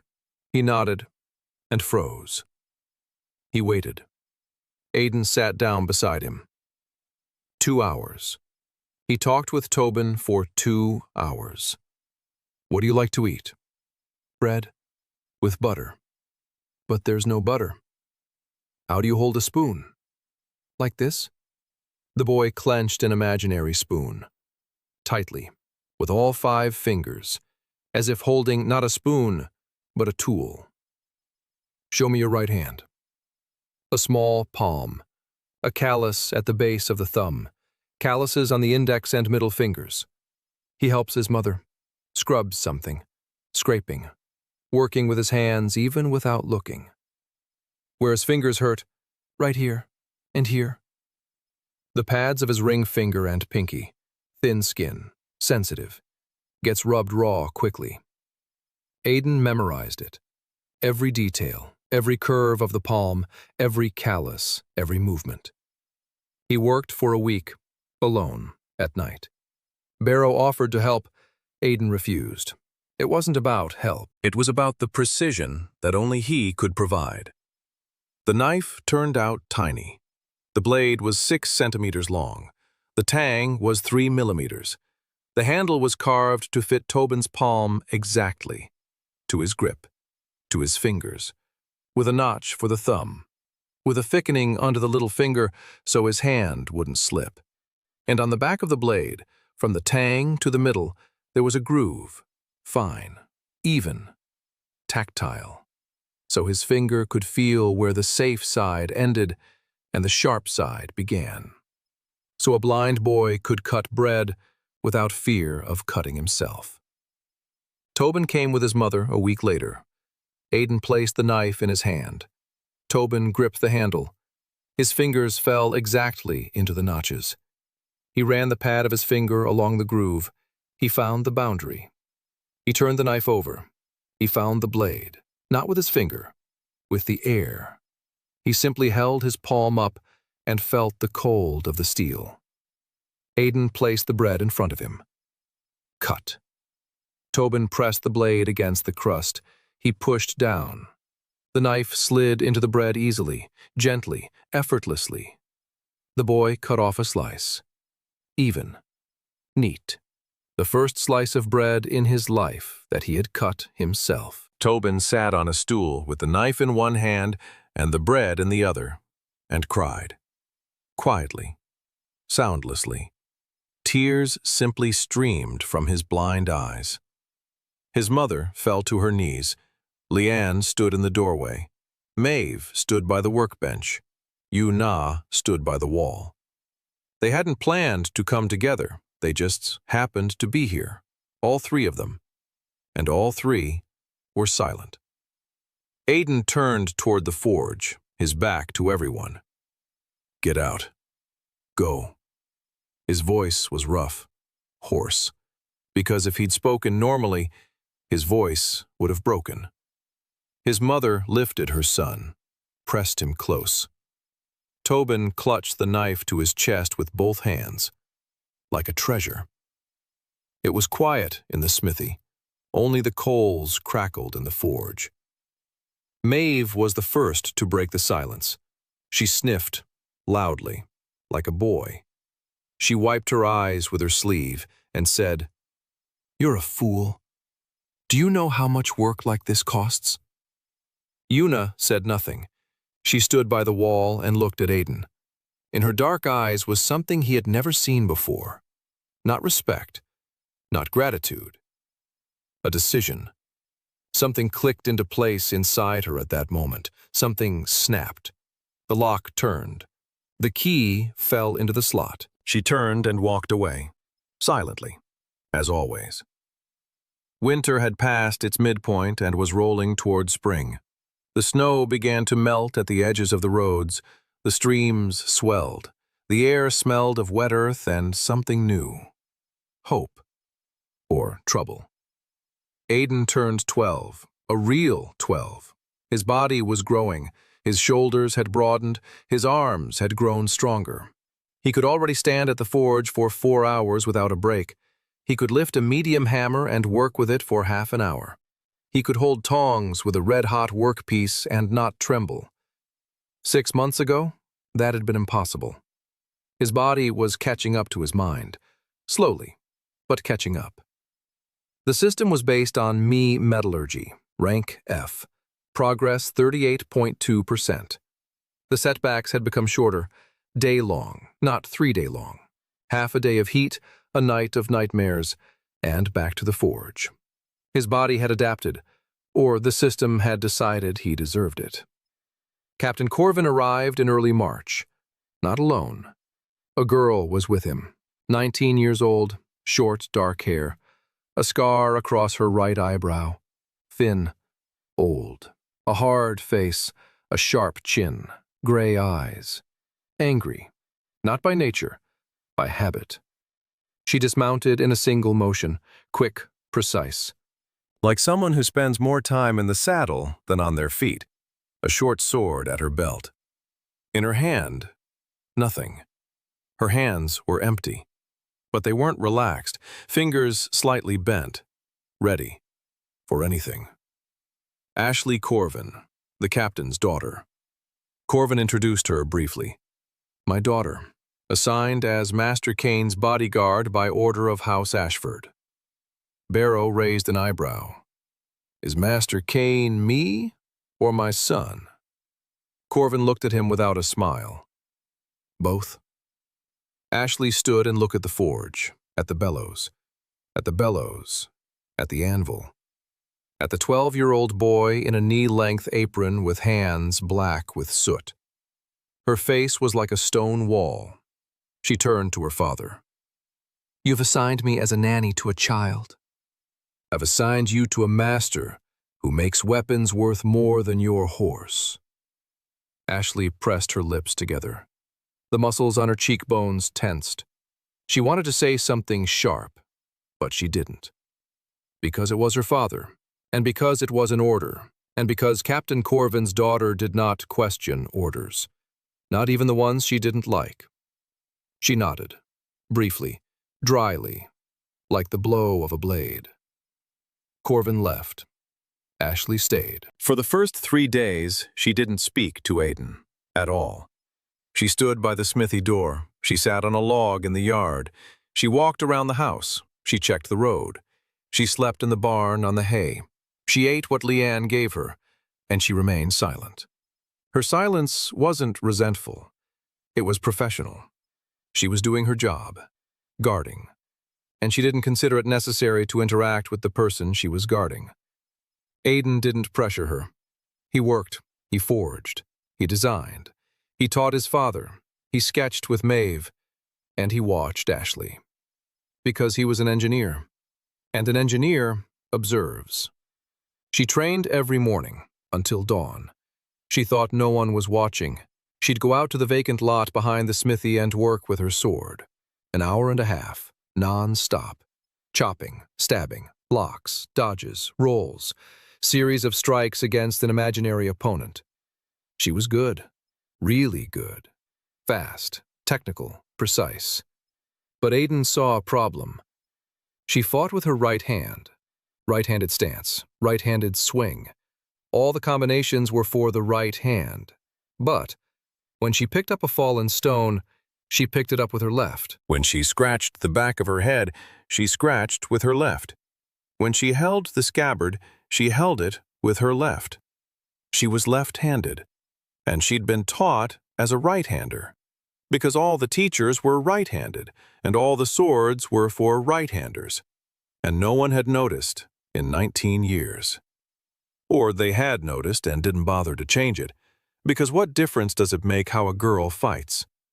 On the fourth day, Aiden approached her after training. She was standing in the vacant lot, breathing heavily, sweat on her forehead, steam from her mouth in the cold morning air. "You're left-handed." Ashley froze. She turned, slowly, like a snake that had heard a rustle. "What?" "You're left-handed. They taught you like a right-hander.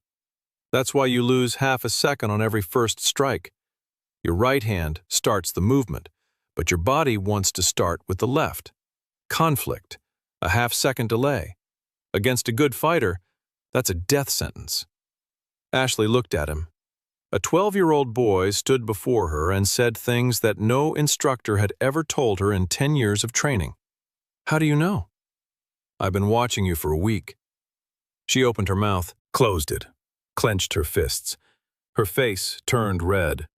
Not from shame, out of anger, at herself, at the instructors, at her father, who had trained her since she was 3 and hadn't noticed. Or maybe he had noticed and decided it wasn't worth changing. "I'll make you swords, 2, short ones, a pair, for your left lead hand. The right sword is shorter, for defense and parrying. The left one is longer, for attack. The balance is different, the weight is different, for your specific grip, for your specific hands." Ashley was silent. Her jaw was working. She was grinding his words like a millstone grinds grain. "Why? Because you're my bodyguard, and I want you to be the best bodyguard on the continent, not second in skill only to myself." Silence. The morning breeze, the scent of melting snow, a distant rooster's crow. Ashley swallowed, once. Then she nodded. "Go ahead." Aiden had been working on the twin swords for 2 weeks. It was his most difficult work, more difficult than a knife for a blind boy, more difficult than the bolts for Yuna, because twin swords are 2 tools that must work as one. Left, a 45-centimeter blade, faceted, lightweight, with an emphasis on the tip, for thrusting through a gap in armor. The balance is shifted toward the blade by 2 fingers, for the momentum of the strike. The hilt is for the left hand, with a notch for a left-hander's thumb. The right one. The blade is 35 centimeters long, wider, flat, with a pronounced guard for parrying. The balance is on the hilt, for the speed of the block. The hilt is for the right hand, but taking into that a left-hander's right hand is weaker, lighter, thinner, so it doesn't get tired. Both made of manganese alloyed steel, 3-layer construction, oil-hardened, tempered at 200. When the swords were ready, Aiden placed them on the anvil nearby, the long one on the left, the short one on the right. He called for Ashley. She entered the smithy. She looked at the swords. She didn't move. "Take them." She approached. She held out her hands. She froze. Her fingers trembled, slightly, almost imperceptibly, but Aiden saw it. She took the swords, the left one in her left hand, the right one in her right, and the moment the hilts settled in her palms, her face changed. The stone wall cracked. Beneath it was the face of a 19-year-old girl who had spent her whole life fighting with someone else's hands. And for the first time, she held a weapon that was truly hers. She made her first swing, with her left, quick, natural, without hesitation, without conflict. Body and weapon moved as one. She spun. The right sword flew upward to block. The left went downward to strike. 2 movements at once, 2 swords, 2 rhythms, 1 fighter. She stopped. She stood in the middle of the smithy with 2 swords in her hands, and she was trembling, all over, not from the cold, from what was rising from within. You saw it. Her voice was quiet, broken, not like the voice of a woman who swears like a soldier and drinks like a soldier. You really saw it. Yes. She closed her eyes, opened them, gripped the hilts, tightly, until her knuckles turned white. She turned and walked out. A minute later, the sound of blades striking a wooden post came from the vacant lot. Fast, furious, uninterrupted. She trained until dark, and Aiden stood by the forge and listened to that sound. And he thought that in his past life, he had never done anything like this to anyone. He had never looked at a person long enough to see what they needed. He'd never had the time. There was always the workshop. There was always the next smelting run. And Claire left not because he was a bad person, but because he was inattentive. Ever since he'd come to this world, he'd begun to see people, to truly see them. Maybe because he'd finally slowed down. Maybe because the world forced him to.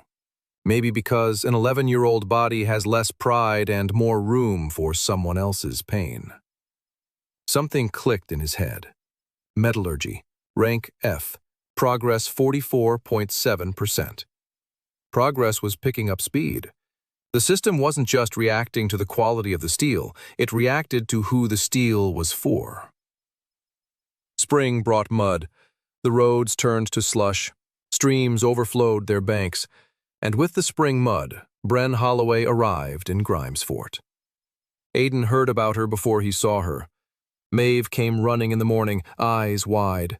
"There's a woman, barefoot, in the mud, in March." Aiden stepped out onto the porch and saw her.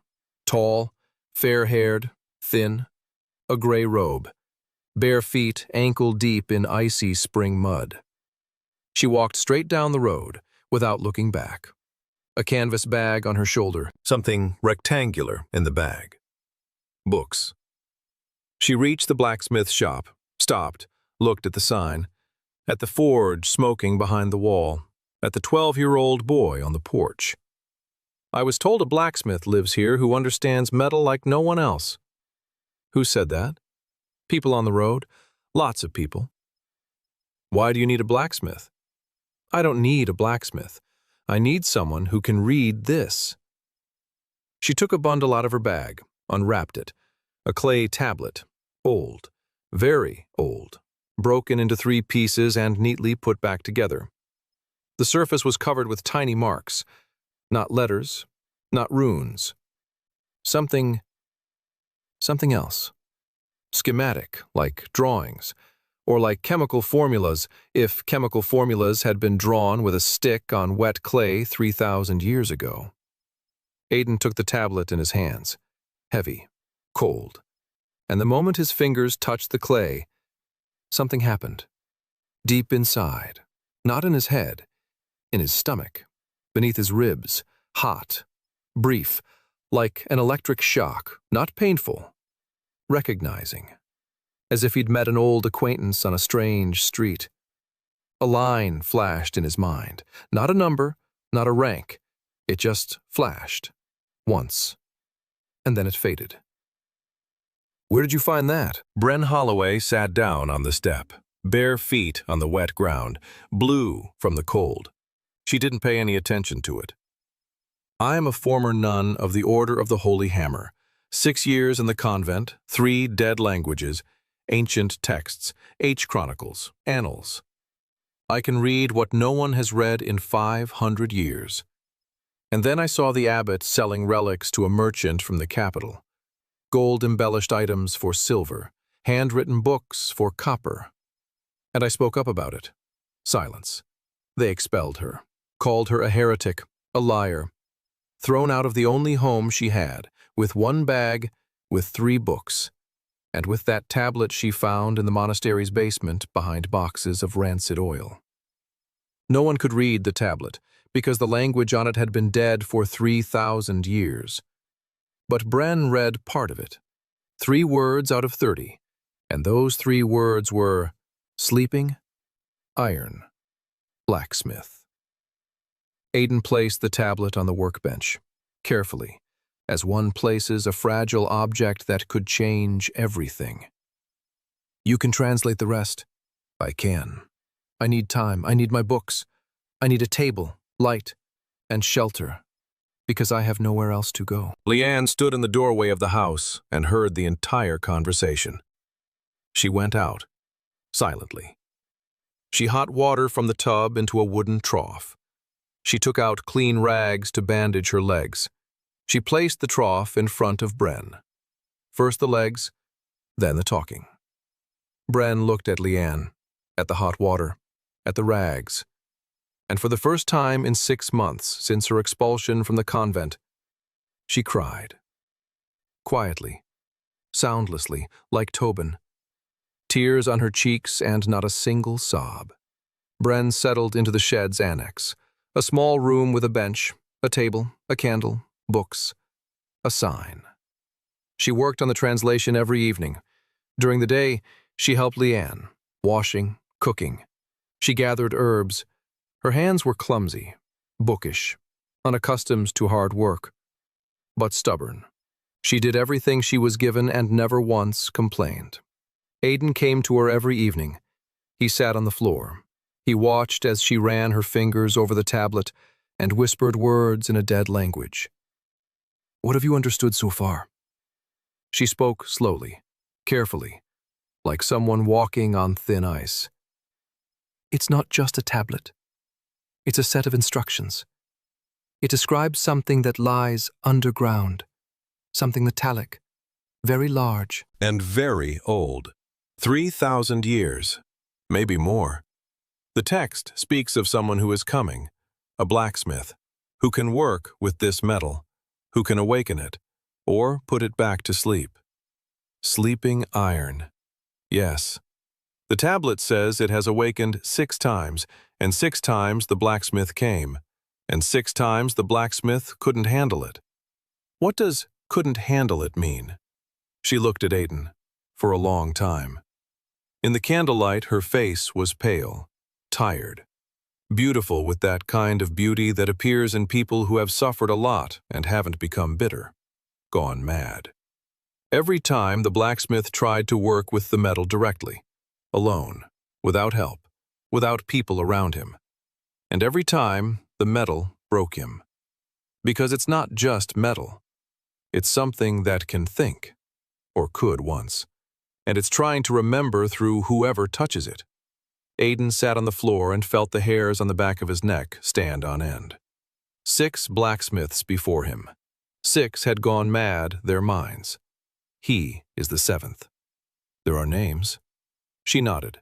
6 names, in a language that no longer exists.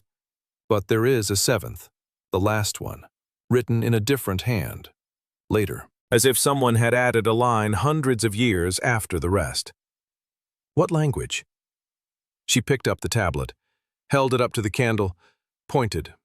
Small symbols in the lower right corner, different from the rest, sharper, more confident, as if the one who wrote them knew what he was writing and didn't hesitate over a single stroke.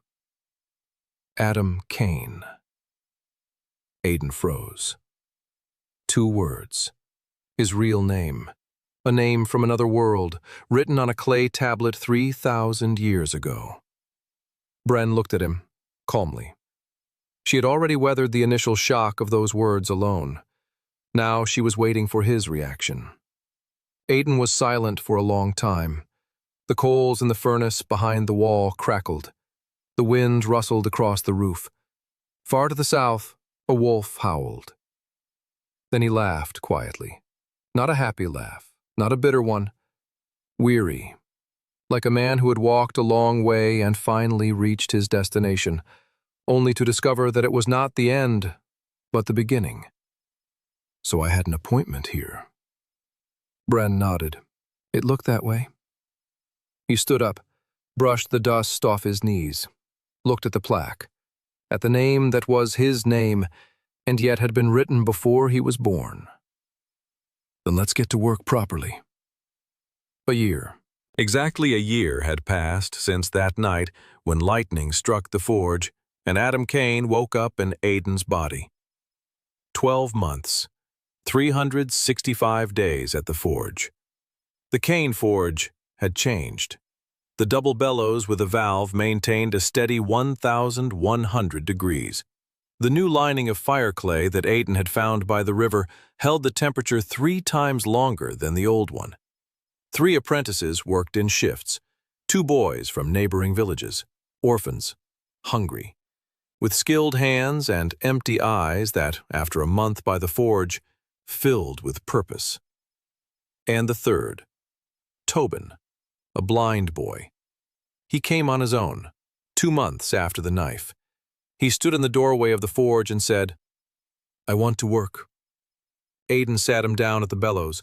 Tobin couldn't see the fire, but he could hear it. He could hear how the sound of the coals changed as the temperature rose. He heard how the air from the bellows hummed in a single note when the pressure was right, and how it whistled when the bellows were out of balance.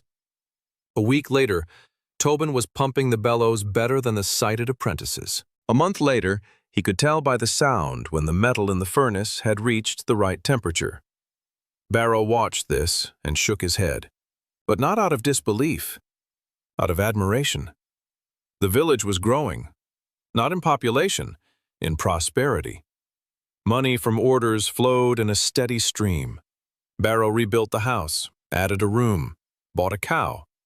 For the first time in 10 years, Leanne got a new dress and cried over it like a little girl. Aiden watched this and felt warmth. Simple, homely, human. In his past life, he'd had an apartment, a good salary, a cat, and emptiness. Here he had a smithy, a dirt floor, soot on the ceiling, and a family. The choice was obvious. But the world wouldn't let him enjoy the peace. As the year drew to a close, 3 things happened. The first, someone tried to burn down the smithy, at night, quietly.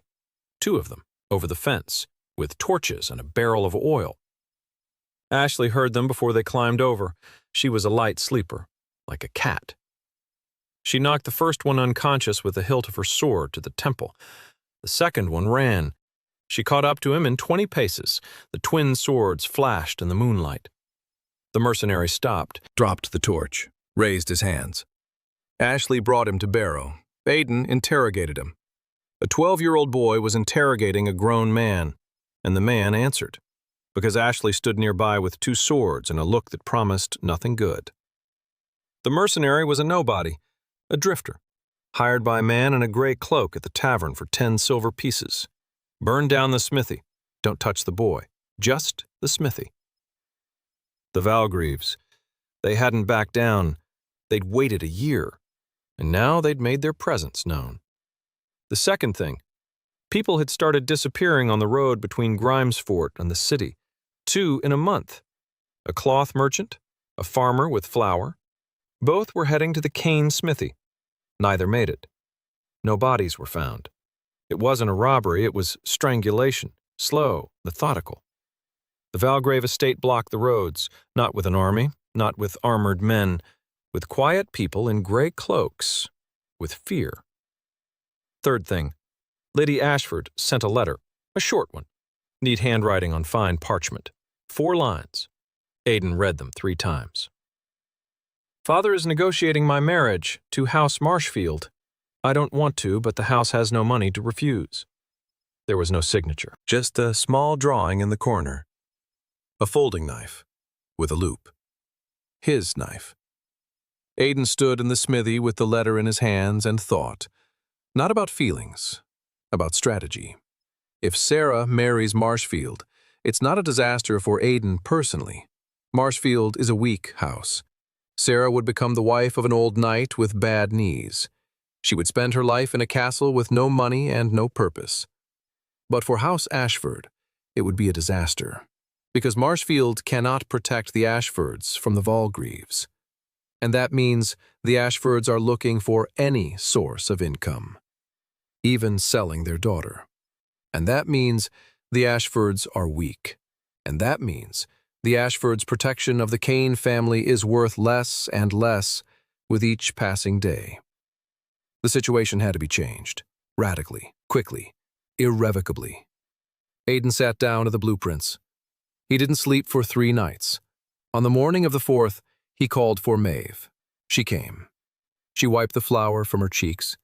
She stared at the blueprints and sat down, slowly, like Rourke next to a split log, like Yuna next to a pierced shield, like every person seeing for the first time the thing that changes the world. It's a blast furnace. Yes. Small, crooked, experimental. 3 meters tall, clay lining, stone masonry, forced draft from a water wheel.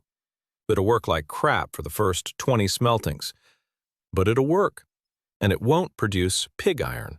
It'll produce cast iron, and from cast iron through refining, you can get steel.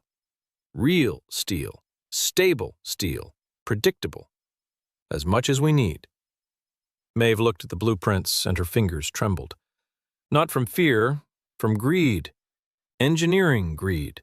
The hunger of a mind that sees a task worthy of itself. A water wheel. I can build it. I know I can. That's why you're here. When do we start? Yesterday. Building the blast furnace took 4 months. 4 months of mud, rocks, clay, curses, broken backs, and one 13-year-old boy who stood in the middle of it all with blueprints in his head and enough patience for 3 people. They chose a spot by the river downstream from the village, where the bank dropped off into a rocky slope and the stream plunged from a height of 3 men. A water wheel. Maeve designed it herself. Aiden gave her the principle, she gave him the design. Oak blades, an ash shaft, iron bearings made by Barrow. The wheel was crooked. Heavy. It creaked like a herd of pigs. But it turned, and it provided enough power for the bellows. The furnace was ugly. Aiden knew that. 3 meters of rough stone masonry set in clay mortar, a conical shaft, a blast furnace at the base, 2 nozzles for the blast, a hopper at the top for loading ore and coal. Not a single proportion was ideal, because ideal proportions required fire bricks, which they didn't have, and thermocouples, which they didn't have, and 10 years of operational experience, which they didn't have. All they had was Adam Kane's head, which held 20 years of work in steel mills, and the hands of 20 men he'd hired with money from orders. The first smelting failed. The ore had baked into a lump. The slag hadn't separated. The temperature hadn't reached the required level. A gray mush flowed out of the furnace that could be called neither cast iron nor anything other than waste. Barrow stood nearby and watched, silently, with the face of a man who had spent 4 months building the largest and most useless pot in the village's history. Aiden sat down on the ground, right in the mud, next to the streaks of gray slurry, and he began to calculate In his head, without paper. The temperature was 200 degrees lower. That means more air is needed. That means the bellows are operating with losses. Where are the losses? The nozzles. The clay nozzles had expanded from the heat. Cracks. Air is escaping past the furnace. We need nozzles made of stone or iron. The ore had baked together. That meant the pieces were too big. I needed to crush them smaller. The slag hadn't separated. That meant not enough flux. I needed more limestone. He stood up. He dusted himself off. He went to change the nozzles. The second smelting went better. The ore melted. The slag separated. Liquid metal flowed from the furnace. Dark, thick, cast iron. The first cast iron in the history of this world. Barrow stood and watched as the liquid metal flowed down a stone chute into an earthen mold. His face. Aiden remembered that face for the rest of both his lives. The face of a man who had worked with metal for 40 years and was seeing it in its liquid form for the first time. Truly liquid. Not soft, not red-hot, but flowing like water. Barrow sat down on a rock, slowly, like Sir Alden when he cut an apple, like Rourke when he split a log. Like every person in Aiden's life when reality suddenly turned out to be bigger than they thought. It flows. Yeah, Dad, it flows. Why is it flowing? Because the temperature is over 1,200 degrees. Iron becomes liquid at that temperature. Barrow looked at the cast iron in the mold, at his 13-year-old son, and his eyes were wet. Not from the smoke, 20 smeltings, just as Aiden had predicted. It took 20 smeltings for the furnace to stop being an experiment and become a tool. Every smelting taught a lesson. Every melt provided data. The temperature was determined by the color of the flame from the tuer, the charging time by the humming in the shaft, the quality of the cast iron by the ring of the cooled ingot. Tobin, the blind boy. He turned out to be indispensable. He stood by the tuer and listened to the furnace. He heard what no one else heard, the change in tone when the ore settled, a pop when the slag boiled, a quiet hiss when the temperature dropped. He became the furnace's ears, Barrow became its hands, Maeve its brain. And Aiden? Aiden was the heart, which pounded and never stopped. On the 21st melt, stable white cast iron came out of the furnace. 4.5% carbon. A lot. Too much for steel. But cast iron is a semi-finished product. Through annealing in a blacksmith's forge, you can burn off the excess carbon and get steel. Of any quality. In any quantity. Aiden showed his father. Barrow mastered the refining process in a week. Because it was forging. And Barrow knew forging like the back of his hand. Heating the cast iron in an open furnace, blowing air through it. The carbon burns out. The slag flows out. What remains is a soft, dough-like mass that can be forged. And the result isn't pig iron, not porous, dirty iron, but dense, homogeneous steel, with a predictable carbon content, with a clean structure, with a minimum of slag. Barrow took the first strip of freshly forged steel. He looked at it, turned it, struck it with a hammer. Gently, precisely. The metal responded, evenly, obediently, without cracking, without delamination, without surprises. Barrow struck the steel, and his face was like that of a man who had whispered his whole life and suddenly heard his own voice at full volume. That evening he hugged Aiden for the first time in a year, silently, tightly, with 3 hands, because one of Aiden's hands remained clasped between them, small, 13 years old, black with soot, pressed against his father's chest. The system clicked. Metallurgy, rank E, progress 2.1%. The rank had changed, for the first time, from F to E. And the backlash came instantly, brutal, a fever of 40, convulsions, 3 days of delirium. A voice from beneath the earth screamed. It didn't whisper, it screamed, in a language Aiden didn't know. But Bren knew. She sat by his bed and translated, in a whisper. "He's speaking." Closer. "He's speaking." "The blacksmith is coming." "He's speaking." Finally. Aiden lay in a fever and thought. Sleeping iron senses him. It senses every step, every smelting, every rank advancement, and it waits, patiently, just as it had waited for 3,000 years. A year and a half. Aiden is 13. His body is strong, muscular, hands with 3 layers of calluses, broad shoulders. He could stand at the furnace for 8 hours, could forge with a medium hammer for 2 hours without a break, could lift a heavy one and work with it for 20 minutes. His body had finally caught up with his mind. Not completely. He was still far from his father's 110 kilograms. But it was enough to do himself what he had previously only been able to demonstrate. The first batch of manganese-alloyed steel came out of the blast furnace at the end of summer. Aiden added ferromanganese directly into the melt during the finishing process. 1%. Checked by the color of the spark, by the ringing sound, by the fracture of the test sample. The steel turned out well, strong, hard, wear-resistant, and predictable. Each batch was just like the last, because the blast furnace produced consistent pig iron, and the refining process produced consistent steel, and the addition of manganese produced consistent alloying. Standardization, from ore to blade. For the first time in the history of this world, Aiden stood by the furnace and looked at 10 identical steel strips, each as long as an arm, each as wide as a palm, each as thick as a finger. Identical, like twins, like the product of a conveyor belt that doesn't yet exist.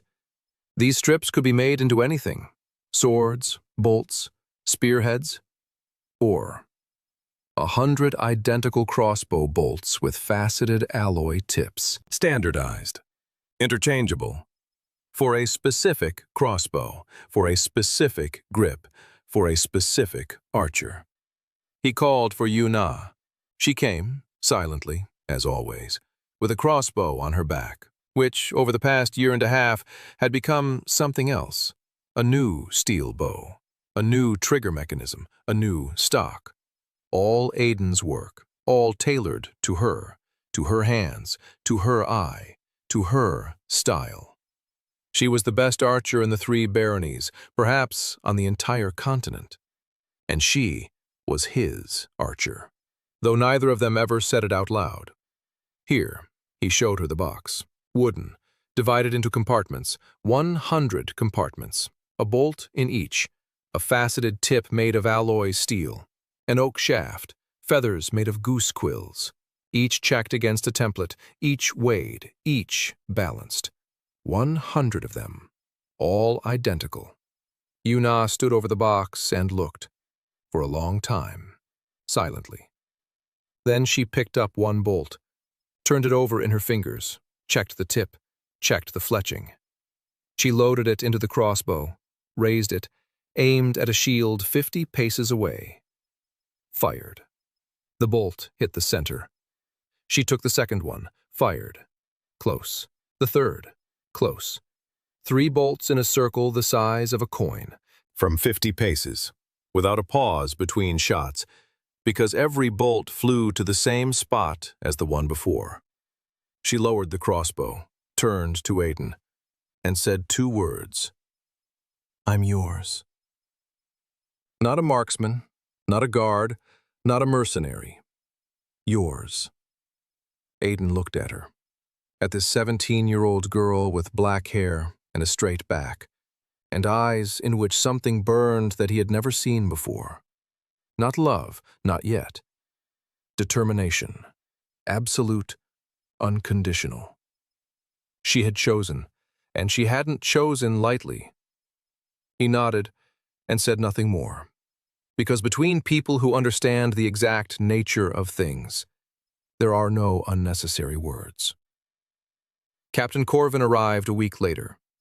He looked at the furnace, at the steel warehouse, at the box of bolts, at Yuna, who was training 10 village lads to shoot crossbows, identical crossbows, with identical bolts, at identical targets, standing in a line, firing on command, in unison.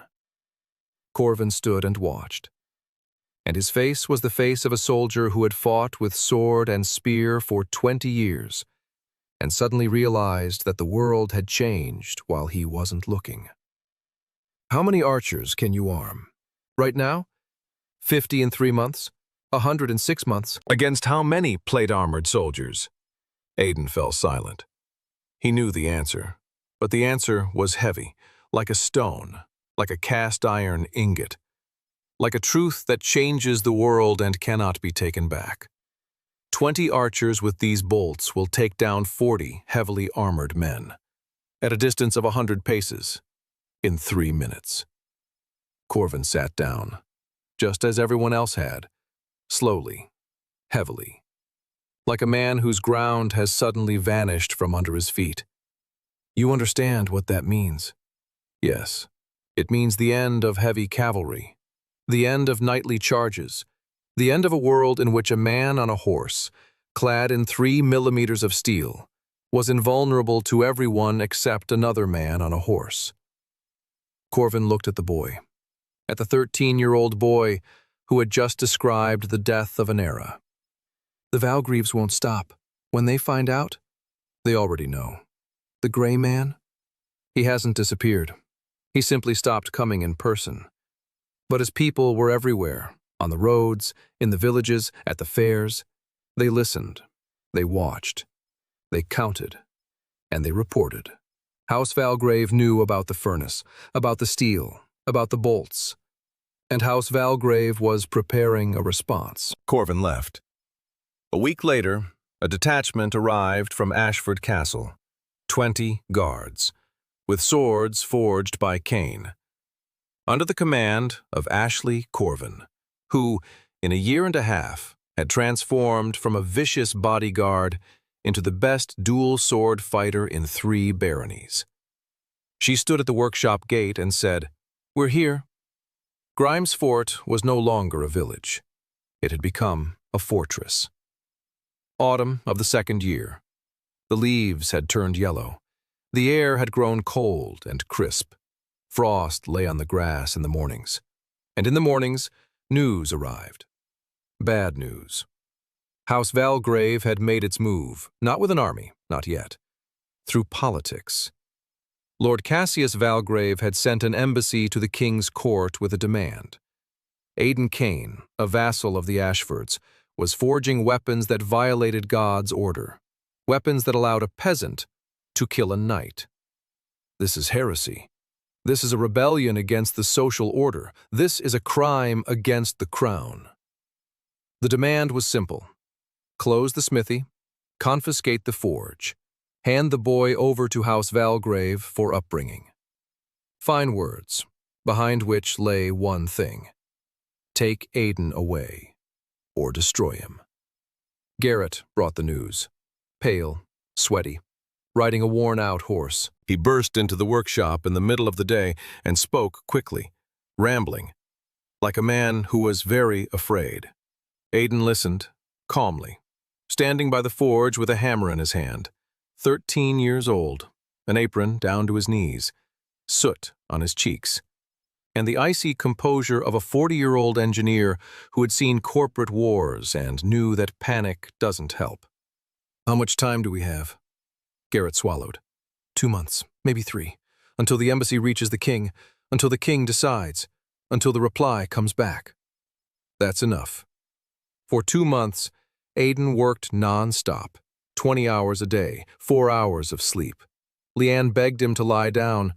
He wouldn't. Barrow tried to drag him away from the horn by force. He broke free. Ashley stood in the doorway and watched as the boy burned. Not from the horn, from within. The backlash came twice, heavy. He worked through it, with a fever, with trembling hands, with a voice in his head screaming in a language dead for 3,000 years. 50 crossbows, identical, standardized, with steel bows made of alloy steel, with a new trigger mechanism that Maeve had designed in a week, with walnut stocks that were adjusted to the archer's height. 5,000 bolts, identical, faceted, alloyed, checked against a template, packed in boxes of 100 each. 20 sets of light armor, not plate armor. Alloy steel breastplates, 2 millimeters thick, half the weight of a knight's, 3 times stronger.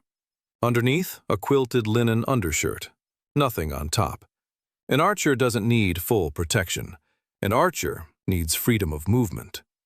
20 shields, steel plates on a wooden frame, not for hand-to-hand combat, for protection against arrows at the firing position. Stuck into the ground. Stand behind it, shoot through the embrasure.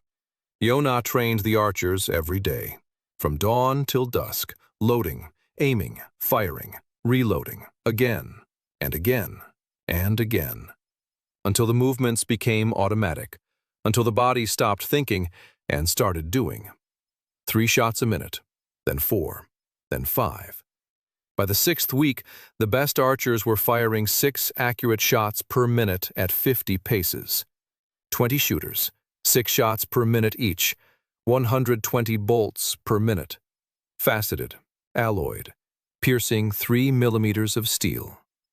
Aiden stood on the hill above the workshop and counted, coldly, precisely, just as engineers count when designing a bridge. Only this bridge was made of steel and blood, and led in one direction. 20 shooters, 120 bolts per minute, 3 minutes of battle, 360 bolts. At 20% accuracy from 100 paces, 72 hits. A knight in full armor. A target the size of a door. Slow. Predictable. One bolt pierces the armor. One knight is out. 72 knights in 3 minutes.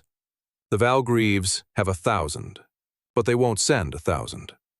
40 is enough for a punitive raid against a village smithy, maybe 50, the cream of the crop. Because Cassius Valgrave doesn't send the worst. He sends the best.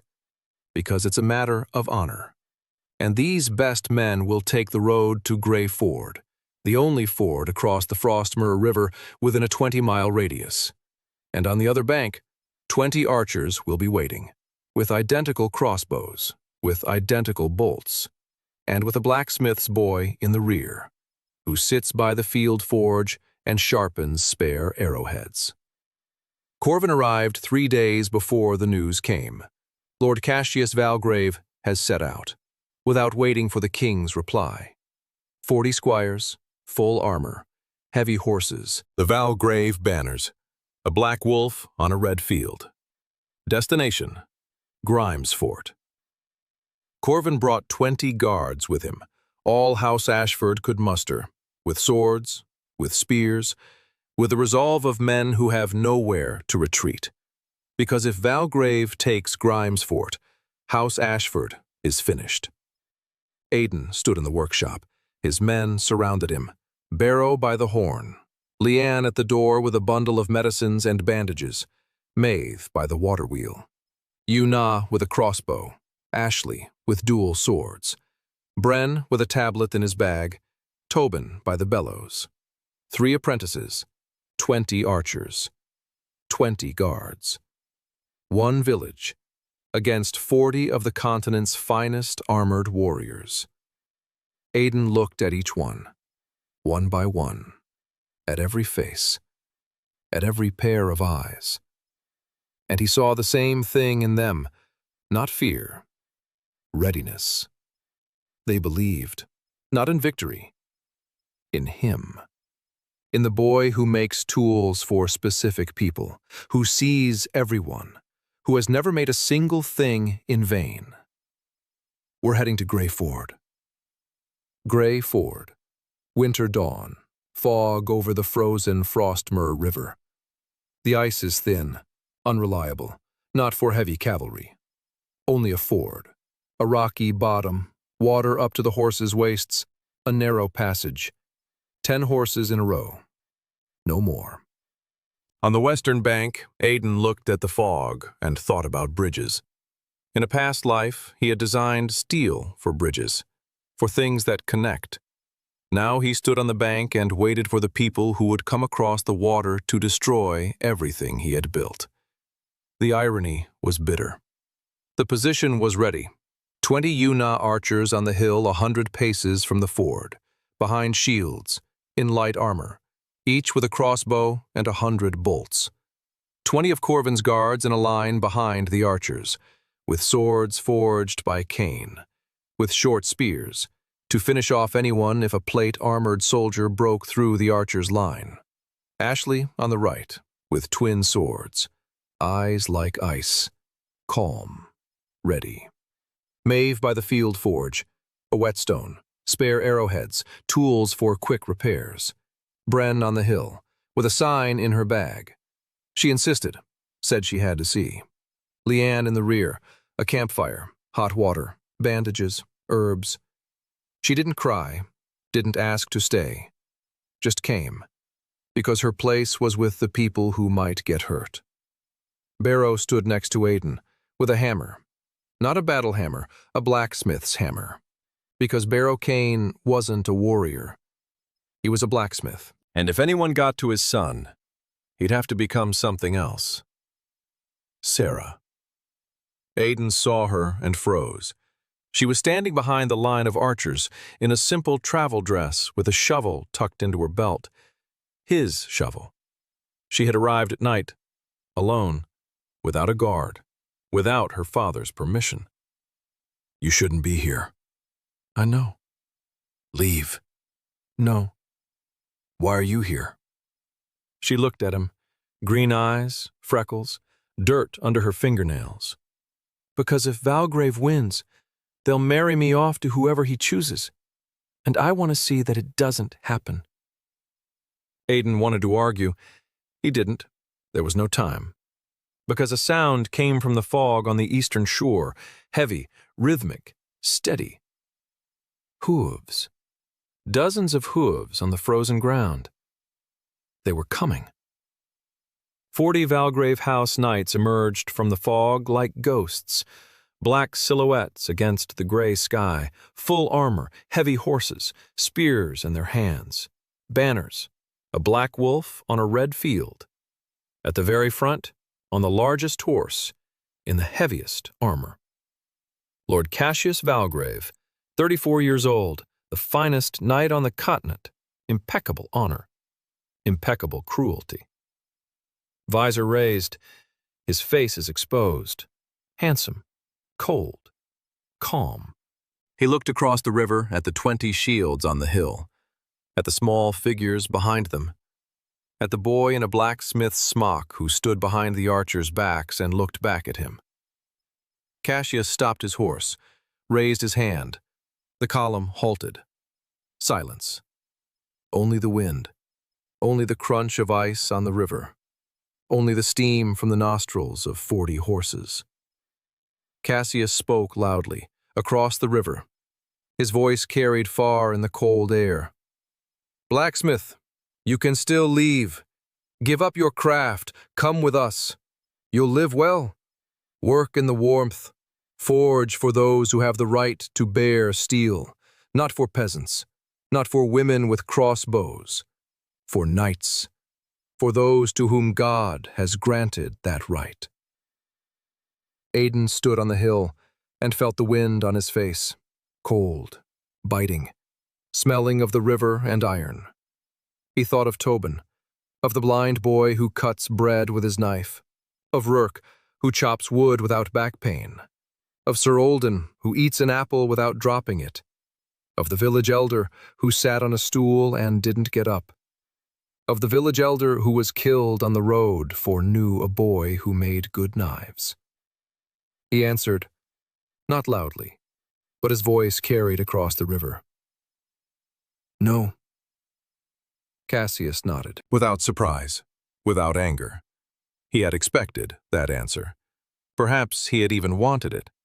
Because for Cassius Valgrave, battle was the right answer to any question. He lowered his visor, raised his spear, and 40 men-at-arms moved forward, toward the ford, toward the water, toward whatever awaited them on the other side. Aiden turned to Yuna. She stood behind her shield, a crossbow in her hands, the bolt in the groove. Black hair beneath her helmet, her face calm, her eyes alive. She was smiling, just the corners of her lips, for the first time in all the time he'd known her. Ready. She nodded and raised her hand. 20 crossbows rose simultaneously. The armored men were entering the water. Horses stumbled on the rocks. The formation broke. The water slowed the horses. 3 millimeters of steel on every rider. The best armor on the continent, which could withstand any sword, any spear, any arrow. Which could not withstand anything that flew from that hill. Yu's hand, fell. A volley. 20 clicks at once, 20 bolts shot into the gray air. A thin whistle, like singing, like a sound this world had never heard before. The first volley took down 8. The bolts pierced the armor, through the breastplates, through the shoulder guards, through the visors. The tempered steel forged by a village boy pierced through 3 millimeters of screaming iron, like a knife through warm bread. A second volley, 6 more. A third, 5. Horses neighed, riders fell into the water, the river turned red. The formation crumbled, but Cassius pressed forward. He reached the western bank, alone. His horse covered in foam, his spear broken. A bolt jutted from his left shoulder guard. He wrenched it out with his gauntleted hand, Blood trickled down the steel. He didn't stop. He raised his sword, an ordinary one, heavy, a knight's, and he galloped up the hill toward the archers. Aiden saw Ashley step forward with twin swords, calm, left hand forward, right at her hip, a stance not taught to her by her father, taught to her by a weapon made by a boy who saw what no one else had seen. Need. It was Yuna's voice, quiet. She reloaded the crossbow, raised it, took aim. Cassius was 20 paces away. The horse carried him up the slope, sword raised for a strike, visor lowered. A gap between the visor and the gorget, 2 fingers. 20 paces, 2 fingers width from the target. She fired. The bolt entered the gap, precise, clean, like the final nail in the coffin. Cassius's horse galloped 3 more paces by inertia. Then it stopped. Cassius slowly slid out of the saddle, fell onto the snow, on his back. The visor lifted from the impact. His face was visible. Handsome, calm, eyes open. He was looking up at the gray sky. Blood was flowing from his throat, dark, thick. He turned his head, slowly, with effort. He looked at the boy standing 10 paces away from him, in a blacksmith's apron, with a hammer on his belt, with hands black with soot. "Boy, do you understand what you've just killed?" The voice was hoarse, gurgling, but steady. "Not me. The whole world." His eyes closed. Lord Cassius Valgrave, the continent's finest knight, died in the snow near Grey Ford with respect in his eyes, and with a faceted bolt of alloyed steel in his throat. The river was quiet. 12 knights had made it to the eastern bank and were running. The rest lay there, in the water, on the rocks, on the frozen ground. 40 of House Valgrave's finest knights, the pride of the continent, against 20 archers with identical crossbows and identical bolts. 3 minutes. The age of chivalry ended at Greyford on a foggy winter morning. Quietly, quickly, without fanfare, under the great fairs of faceted arrowheads. Aiden stood on the hill. The wind ruffled his hair. His hands were shaking, not from the cold, from what he had done. He hadn't fired. He hadn't struck. He hadn't stabbed. He had stood in the rear, sharpening spare tips, but every bolt that pierced the armor was his doing. Every dead knight in the snow was his responsibility. He wanted to create a world where war would become too costly to want it. He started by making war too cheap to lose. Leanne came up behind him. She put her hand on his shoulder, heavy, warm, like a father's. "Let's go. There are wounded there." Aiden nodded. He turned his back on the river, on the bodies, on the smell of blood and iron, and walked toward the people who needed help. After Greyford, the world did not fall silent. It roared, like a furnace at full blast. The news spread across the continent in 3 weeks. 40 of Valgrave's finest knights destroyed by 2 crossbowmen. Lord Cassius is dead. House Valgrave has lost its finest cavalry. Not a war. No one has started a war yet. But its teeth. The sharp, long teeth with which the Valgraves had bitten their neighbors for 200 years. The king sent a messenger. Not troops. A messenger. With a letter. Short. Dry. House Ashford is acquitted. House Valgrave has overstepped its authority. The conflict is considered a private matter between the 2 houses. The crown will not intervene. That meant one thing. The king was afraid. Not the Valgraves. The bolts. Because if a village boy can arm 20 peasants so they destroy 40 knights, then who will stop him from arming 200? Or 1,000? Or everyone? The king did not intervene because he did not know whose side to take, and because he wanted time to think. to decide how to live in a world where lineage no longer protects against steel. Aiden gave him that time, not out of mercy, out of calculation, because Aiden needed time too. 3 months after the battle were spent on reconstruction. The workshop worked around the clock. The forge never went out. Barrow was forging. The apprentices were forging. Maeve was repairing the water wheel that had broken at the worst possible moment. Tobin stood by the bellows and listened to the forge. Bren was translating the tablet, slowly, word by word. And every new word made the picture clearer and more terrifying. Sleeping iron was not metal. It was the remains of something that had once been capable of thought, something enormous, something ancient. Lying beneath the mountains of Arkenhold at a depth of 1,000 paces, it was not evil. It was not good. It simply was. Like stone, like water, like fire, an element that slowly awoke every 200 years and drew to itself the soul of whoever understood metal, because it was trying to remember who it was, what it could do, why it was here. 6 blacksmiths had come before Aiden. Each tried to work with it, alone, in the darkness, in the depths. And each broke. Because sleeping iron was not a tool, it was a conversational partner. And talking to it alone was like standing face to face with the ocean. Aiden read Bren's translations and understood. His advantage wasn't in knowledge, not in rank, not in the system that was creeping upward. Metallurgy. Rank E. Progress 34.6%. His advantage was that he wasn't alone. 6 blacksmiths had come alone, without family, without friends, without anchors, and the ocean had drowned them. Aiden had anchors. Barrow, who hugged him after every smelting, Leanne, who knew his secret and still called him son, Maeve, who argued with him about gear ratios and was right every time, Una, who shot as naturally as she breathed and was silent as a wall.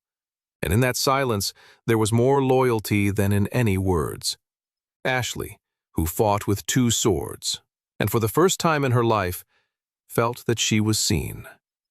B. Siren, who read dead languages and, for the first time in her life, felt that her knowledge was needed. Sarah, who carried a trowel at her belt and, for the first time in her life, felt that someone saw her, not the coat of arms. Tobin, who listened to the oven and sliced bread with his knife. The 3 apprentices to whom he gave a home. The village that had whispered a year ago but now stood as a wall. Every person, every knife made for a specific hand, every bolt balanced for a specific archer, every tool that Aiden made, not for sale, but for a person. These were his anchors, the threads that kept him grounded in reality, that would not let the ocean drag him to the bottom. Spring, the 3rd year. Aiden was 14. He stood on the hill above the workshop, Barrow to his right, Leanne to his left. Behind him, Maeve was drawing something on a board. Next to her, Una was cleaning a crossbow. Ashley was sharpening swords. Bren was reading. Sarah sat on a rock, biting her thumbnail and looking at Aiden the way a person looks who has realized something important but hasn't yet decided to say it. Below lay Grimesfort. Not a village, a town, a small one. The first industrial town in Arkenhold. 200 inhabitants, a workshop, a blast furnace, a water wheel, steel warehouses, barracks for the archers, workers' homes, a school. Yes, a school. Aiden had opened it a month ago, for the craftsmen's children. He taught them to count, to measure, to draw, because knowledge should be shared, not kept in a single mind. He looked at all of this, at the furnace from which smoke rose, at the roofs of the houses, at the people walking the streets, at the guards at the gate, at the Ashford's banner above the workshop, a silver oak on a blue field. At next to it, a new one, a hammer and anvil on white, the Kane house emblem. Barrow saw it first, when Maeve hung the banner on the pole. A hammer and anvil, our coat of arms. Aiden nodded. Barrow was silent for a long time. Then he said, "My father forged horseshoes. His father forged horseshoes. Their father forged horseshoes. And my son forged peace." Aiden looked at his father, at this huge, weary, kind man with hands like logs and eyes in which pride burned so brightly it hurt to look at them. "We forged, Dad. Together." Barrow nodded. He placed his hand on his son's shoulder, heavy, warm, smelling of iron and smoke. And they stood there like that, father and son, blacksmith and engineer, on a hill above the city they had built. And deep beneath them, beneath the mountains, beneath the stone, beneath 3,000 years of silence, sleeping iron opened its eyes. Not a metaphor, not an image. Somewhere in the darkness, 1,000 paces deep, something ancient and immense, neither evil nor good, became aware of itself for the first time in 3,000 years, and whispered, in a language known to no one but the woman with bare feet and books in a canvas bag. "Hello, blacksmith. We've been waiting for you." Aiden didn't hear the words, but he felt them, warmth inside, beneath his ribs, like that first night when he took the Bren tablet in his hands, like an electric shock, like recognition. He looked down, at his feet, at the ground, and said quietly, "I have been waiting for you too." Then he turned toward the forge, toward the anvil, to the people, to the work. Because Adam Kane, no, Aiden Kane, 14 years old, the blacksmith's son, engineer, master, father of the city, the 7th blacksmith. He was finally doing what he loved, and for the first time in both his lives, he saw people's faces light up because of his work. And that was enough. For today, it was enough.